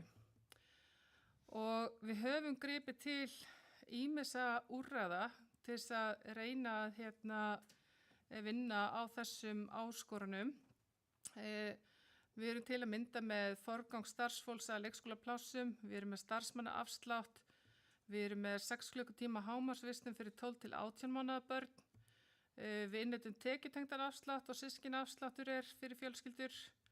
Þá hefur við komið á samþættingarverkefninu sem líka leið til þess að breyta aðeins skólastarfinu og breyta eða létta á ákveðin hátt álagi þar sem 4 og 5 ára börn fara í íþróttastarf, hluta að dvalartíma í leikskólanum. Og við höfum verið með daga þar sem við höfum verið með sérskráningu eins og í Dymbilvíku og kringu jóla áramót. Og til þess að hækka menntunarstig innan leikskólans þá höfum við stutt við starfsfólk sem hefur kosið að fara í nám. Við erum búin að fylgjast mjög grannt með bæði inn í ráðinu en líka starfsfólk á sviðinu, breytingum sem hafa verið að eiga sér stað í öðrum sveitarfélögum og sátum fundum fyrir nokkru vikur síðan þar sem hafa verið að fara yfir hvernig til hefur tekist. Og út úr því voru við svona aðeins að vinsa þar sem hefur gefið bestan árangur við að bæta starfsaðstæður inn í leikskólanum. Þið þekkið öll sveitarfélög sem hafa farið þá leið að fella niður gjaldskrá fyrir leikskóla, það er að segja á dvalargjaldi. Og þið þekkið líka þessi tekjutengdu afsláttarkjör sem hafa verið með ýmsu móti hjá nokkrum sveitarfélögum. Þannig að við erum að horfa svolítið í þá átt þó að við ætlum ekki að ganga eins langt og mörg sveitarfélög að fara alveg í gjaldfrjálsan leikskóla en þá erum við að horfa til þess að það verði veruleg lækkun á vistun alltaf 6 tímum á dag. Mörg þeirra sveitarfélaga sem hafa farið þá leið, þau hafa valið samhliða því að hækka töluvert vistun fyrir 7. og 8. tíman og jafnvel 9. tíman þar sem eða hlutfall á honum þar sem það er í boði. Við erum hins vegar að horfa til þess að sá tími sé ekki að hækka verulega. Þannig að við erum að fara aðeins aðra leið heldur en margir hafa farið. En mér langaði bara rétt að koma inn á þetta og svo það að við erum að horfa til þess að fjölga sérskráningadögum og við það að þeim fjölgar þá ætlum við að breyta fyrirkomulaginu á því eða við erum að horfa til þess að gera það. Þannig að þeir verða teknið alfarið út úr gjaldskráninni. Þannig að gjaldskránin í heild mun fyrst lækka, síðan koma sérskráningardagarnir inn og þeir verða 20 yfir árið og verða ákveðnir í tengslu við ákveðnum skóladagatals og þá er það val fólks hvort að það er að nýta þá daga eða ekki og við erum að vinna okkur niður á það hvaða dagar þetta getur verið og sömuleiðis að gjaldi sem að yrði innheimt fyrir þennan tíma, það er að segja þessa sérskráningardaga. Og reyndin hefur verið svo að það hafa margir verið að nýta sér þetta en að við teljum að þetta sé af henni góða að fara í þessa átt. Og þá viljum við minna á það líka að við erum með sveigjanleika í vistun til dæmis sem að geti nýst vaktavinnu fólki, þannig að þú þurfir ekki að vera með vistunina eins nákvæmlega alla daga en að vera með eðlileg tímamörk á því samkvæmt starfsreglum leikskólans að tilkynna breytilegan vistunartíma. Þannig að já, mér langaði rétt aðeins að vekja athygli á þessu og segja frá því sem að við erum að vinna að og sem mun birtast okkur öllum betur á nýja ári. Helena hefur lokið máli sínu þennan 8. lið í fundagerð fjölskylduráðs nr. 202. Orðið laust. Eða aðra liði í fundagerð fjölskylduráðs, þá orðið laust.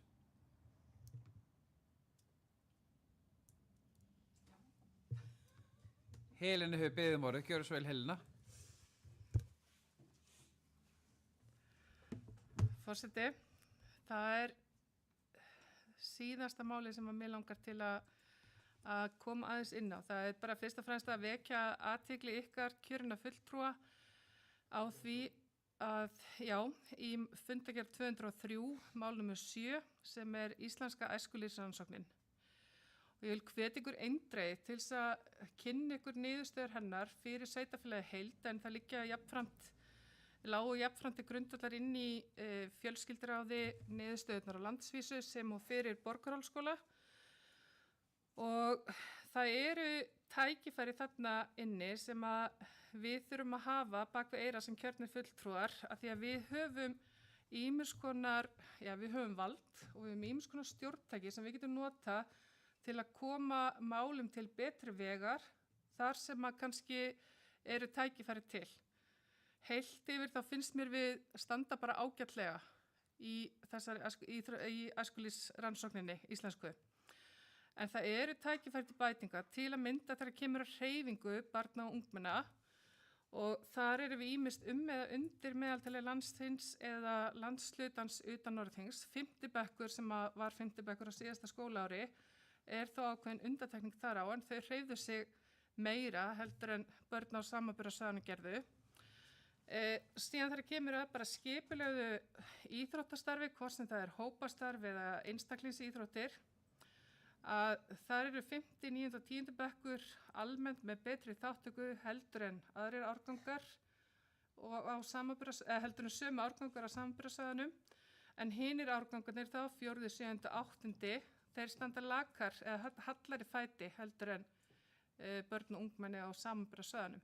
Þannig að þarna eru tækifæri fyrir okkur til þess að ýta undir þetta og það getum við gert til að ímynda ég mér með því að vera jafnt og þétt að hækka frístundastyrk eins og við höfum verið að gera.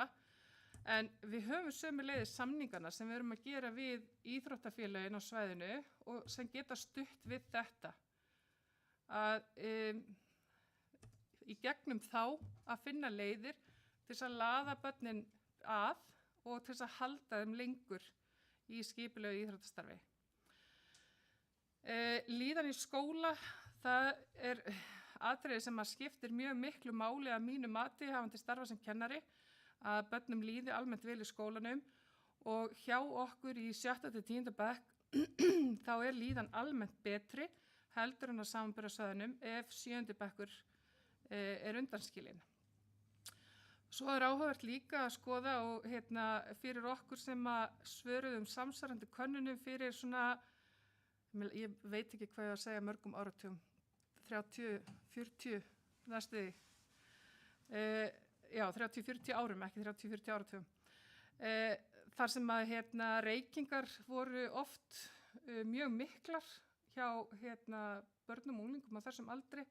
Þær heyra sögunni til að mestu leyti í okkar samfélagi fyrir utan nokkra einstaklinga í 10. bekk sem svöruðu því til að þeir hefðu reykt á síðustu 30 dögum.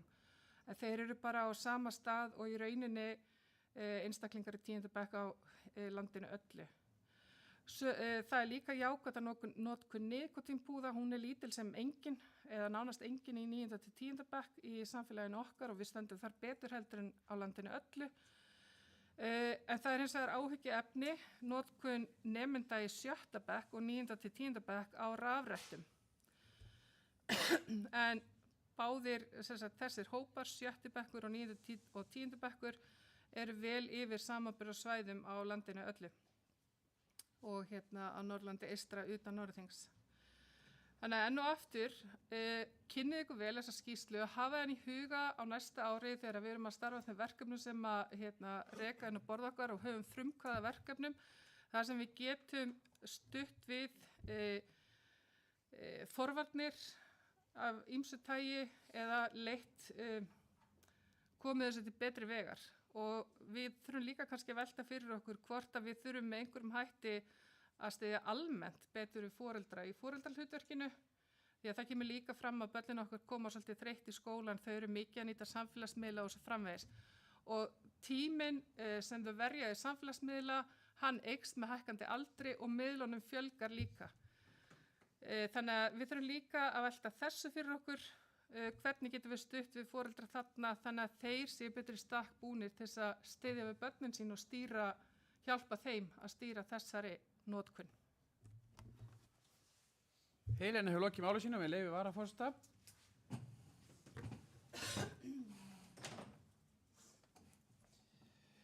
Já, forseti ágæta sveitarstjórn, ég vil þakka Helenu kærlega fyrir að taka þetta mál upp og af því að hún nefndi þá könnun sem að við tókum mörg hver á sínum tíma sem hefum ekki náð háum aldri en það var þannig að það var byrjað með rannsóknir sem heitir ennþá ungt fólk.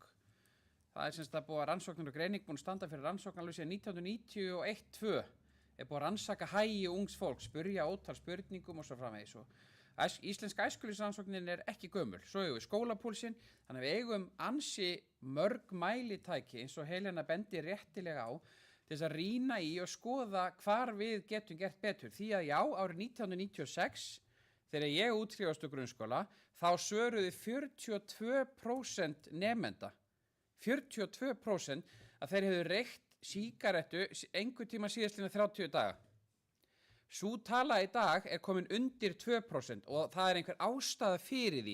Þetta er ekki bara einhver tilviljun.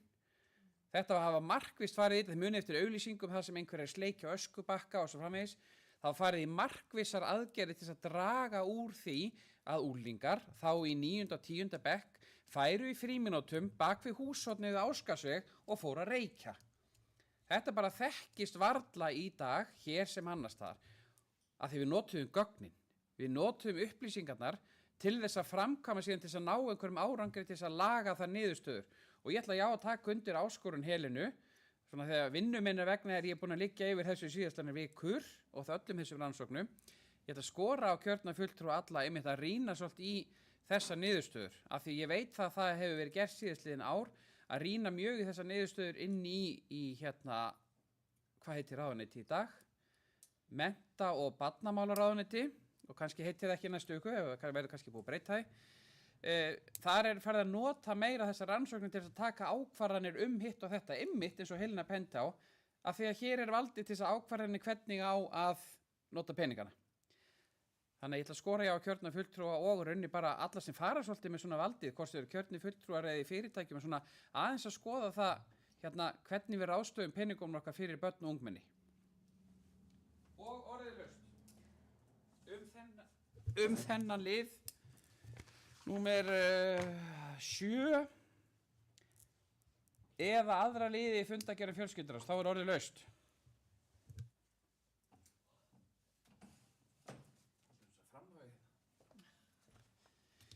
Ekki fleiri sem vilja tjá sig fundargerði fjölskylduráðs, þá fyrir við í málum með 28 sem er fundargerð stjórnar Hafnarsjóðs Norðurþings en fyrir sveitarstjórn liggur fundargerð númer 28 hjá stjórn Hafnarsjóðs Norðurþings og orðið laust.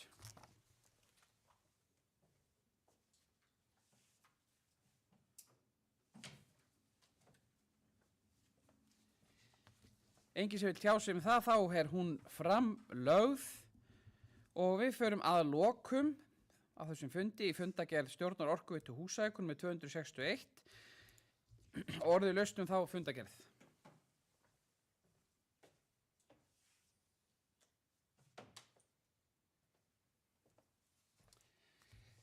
Enginn sem vil tjá sig hana, þá telst hún framlögð og dagskrá fundarins tæmd nema þá að fara yfir fundargerðina og ég minna á það hér í lokin að fjármálastjóri er búin að raða smekklega upp blöðunum til þess að árita í lok fundar fjárhagsáætlun og hefst þá lesturinn. Og ég ætla að biðja varaforseta að fylgjast með í þessu. Þetta er 149. fundur sveitarstjórnar haldin í Hlín, Salfélags eldri borgara húsa eitthvað nágrenni, þau sem sitja fundin og fyrst var að beinu tímabundi leyfi frá sveitarstjórn og hún er samþykkt samhljóða. Svo eru breytingar í nefndum og ráðum til 1 árs og 4 ára og það er samþykkt samhljóða. Og númer 3 er álagning gjalda og það er samþykkt samhljóða. Útsvarið, fasteignaskattur, lóðalega, vaskgjald, fráveitugjald og sorphirða. Nú verður sko, forseti, ég veit að forseti fann að sjá illa, þetta er það stórt, ég bara næstu finn til. Herðu, mál nummer 4 sem eru gjaldskrár. Gjaldskrár til máls tóku Benóný, Hjálmar og Helena. Gjaldskrár velferðarsviðs eru samþykktar með atkvæðum Áka, Eiðs, Hafrúnar, Helenu, Hjálmars, Ingibergar, Soffíu og Jónasar og Benóný situr hjá í velferðarsviði. Gjaldskrár skipulags- og umhverfisins eru samþykktar samhljóða. Áætlanir ársins og til 3 ára, þar tóku til máls Katrín, Hafrún, Benóný, Hjálmar, Ingibjörg, Áki og Helena. Og það er bókun frá meirihluta sveitarstjórnar sem ég ætla ekki að lesa, en fjárhagsáætlun fyrir 2025 er borin undir atkvæði og samþykkt samhljóða. 3 ára áætlun 26 til 28 er borin undir atkvæði og samþykkt með öllum greiddum atkvæðinum að Benóný, Ingibjörg og Jónas sitja hjá. Það er þá framkvæmdaáætlun, þar tóku til máls Soffía, Benóný, Hjálmar, Áki, Hafrún og Helena. Framkvæmdaáætlun framkvæmdasviðs fyrir 25 og til 3 ára er borin undir atkvæði og samþykkt með atkvæðum Benónýs, Eiðs, Hafrúnar, Helenu, Hjálmars, Ingibergar, Jónasar, Soffíu og Áki situr hjá. Fjárhags- og framkvæmdaáætlun Hafnarsjóðs, þar tók Eiður til máls og bæði fjárhagsáætlun og framkvæmdaáætlun eru samþykktar samhljóða. Þjónustustefna sveitarfélagsins, þar tók Hjálmar til máls og stefnan samþykkt samhljóða. Reglur fatapening, þar tók Hafrún til máls og reglurnar samþykktar samhljóða. Sóknaráætlun landshluta, þar tók Helena til máls og máli lagt fram til kynningar. Samningurinn barnaverndarþjónustu, þar tók Katrín og Helena til máls og samningurinn er samþykktur samhljóða og sömuleiðis samþykki fyrir fullnaðar afgreiðslu mála. Mál nummer 12 sem er samningurinn sameiginlegu þjónustu sem almenn og sértæka félagsþjónustu. Þar tók Helena til máls og fyrirliggjandi samkomulag viðauka er samþykkt samhljóða. Mál nummer 13 sem er Íslandsstari, þar tóku til máls Soffía, Benóný, Áki, Katrín, Eiður, Jónas og Hafrún og Áki óska eftir að verði fært til bókara, hann tekur undir bókunar Ingibjargar frá fundi skipulags- og framkvæmdaráðs. Og sveitarstjórn samþykkir úthlutun með atkvæðum Eiðs, Hafrúnar, Helenu, Hjálmars og Soffíu. Áki og Ingibjörg greiða atkvæði á móti og Benóný og Jónas sitja hjá. Breytingar á aðalskipulagi vegna iðnaðarsvæðisins í landi Akursells, þar tók Soffía til máls og þetta er samþykkt samhljóða. Svo er breyting á deiliskipulagi, sama mál og það er samþykkt samhljóða. Svo er breyting á deiliskipulagi skólasvæðisins á Húsavík, það er samþykkt samhljóða. Svo er auglýsingum umferð, þar tók Soffía til máls og reglurnar eru samþykktar samhljóða. Þá er það fundagerðir byggðarás, en þar tók til máls undir 482, þar sem er óskum umræður stöðu stjórnsýsluhússins. Áki, Katrín, Benóný og Helena tóku til máls undir þeim lið, 13. lið í þeirri fundargerð. Þá er það fundargerð skipulags- og framkvæmdaráðs. Þar tóku til máls Benóný og Áki undir 7. lið þeirra fundargerðar. Og svo er fundargerð fjölskylduráðs, erindi frá nemendum í stjórnmálafræði við FSA. Þar tók Helena til máls og aðrir liðir lagðir fram til kynningar. Svo tók til máls undir 8. liði fundargerð nr. 202 Helena sem er betri leikskóli. Aðrir liðir fundargerðarinnar lagðir fram til kynningar. Til máls tók undir 7. lið Íslenska æskulýðsrannsóknarinnar 2004. Þakka fyrir Áki. Helena og Hjálmar og aðrir liðir fundargerðarinnar lagðir fram til kynningar. Svo er að stjórn Hafnarsjóðs, Norðurþings og Orkuveitu Húsavíkur, þær eru lagðar fram til kynningar. Fleira ekki gert og fundi slitið klukkan 16:15 og við erum langt frá því að ná Reykjavíkurborg í umræðu fjárhagsáætlun. Þannig að við höfum mikið inni en eru athugasemdir við fundagerðina. Svo er ekki, þá bara slítum við þessum fundi. Að lokum ætla ég, að þetta er desemberfundur, við erum ekki að vera að funda, þetta er síðasti fundur þess ári, þá ætla ég að nota tækifæri bara fyrir hönd sveitarstjórnar og óska íbúum sveitafélagsins og landsmönnum öllum auðvitað bara gleðilegra jóla og árs og friðar. Og slítum þessu fundi slitið.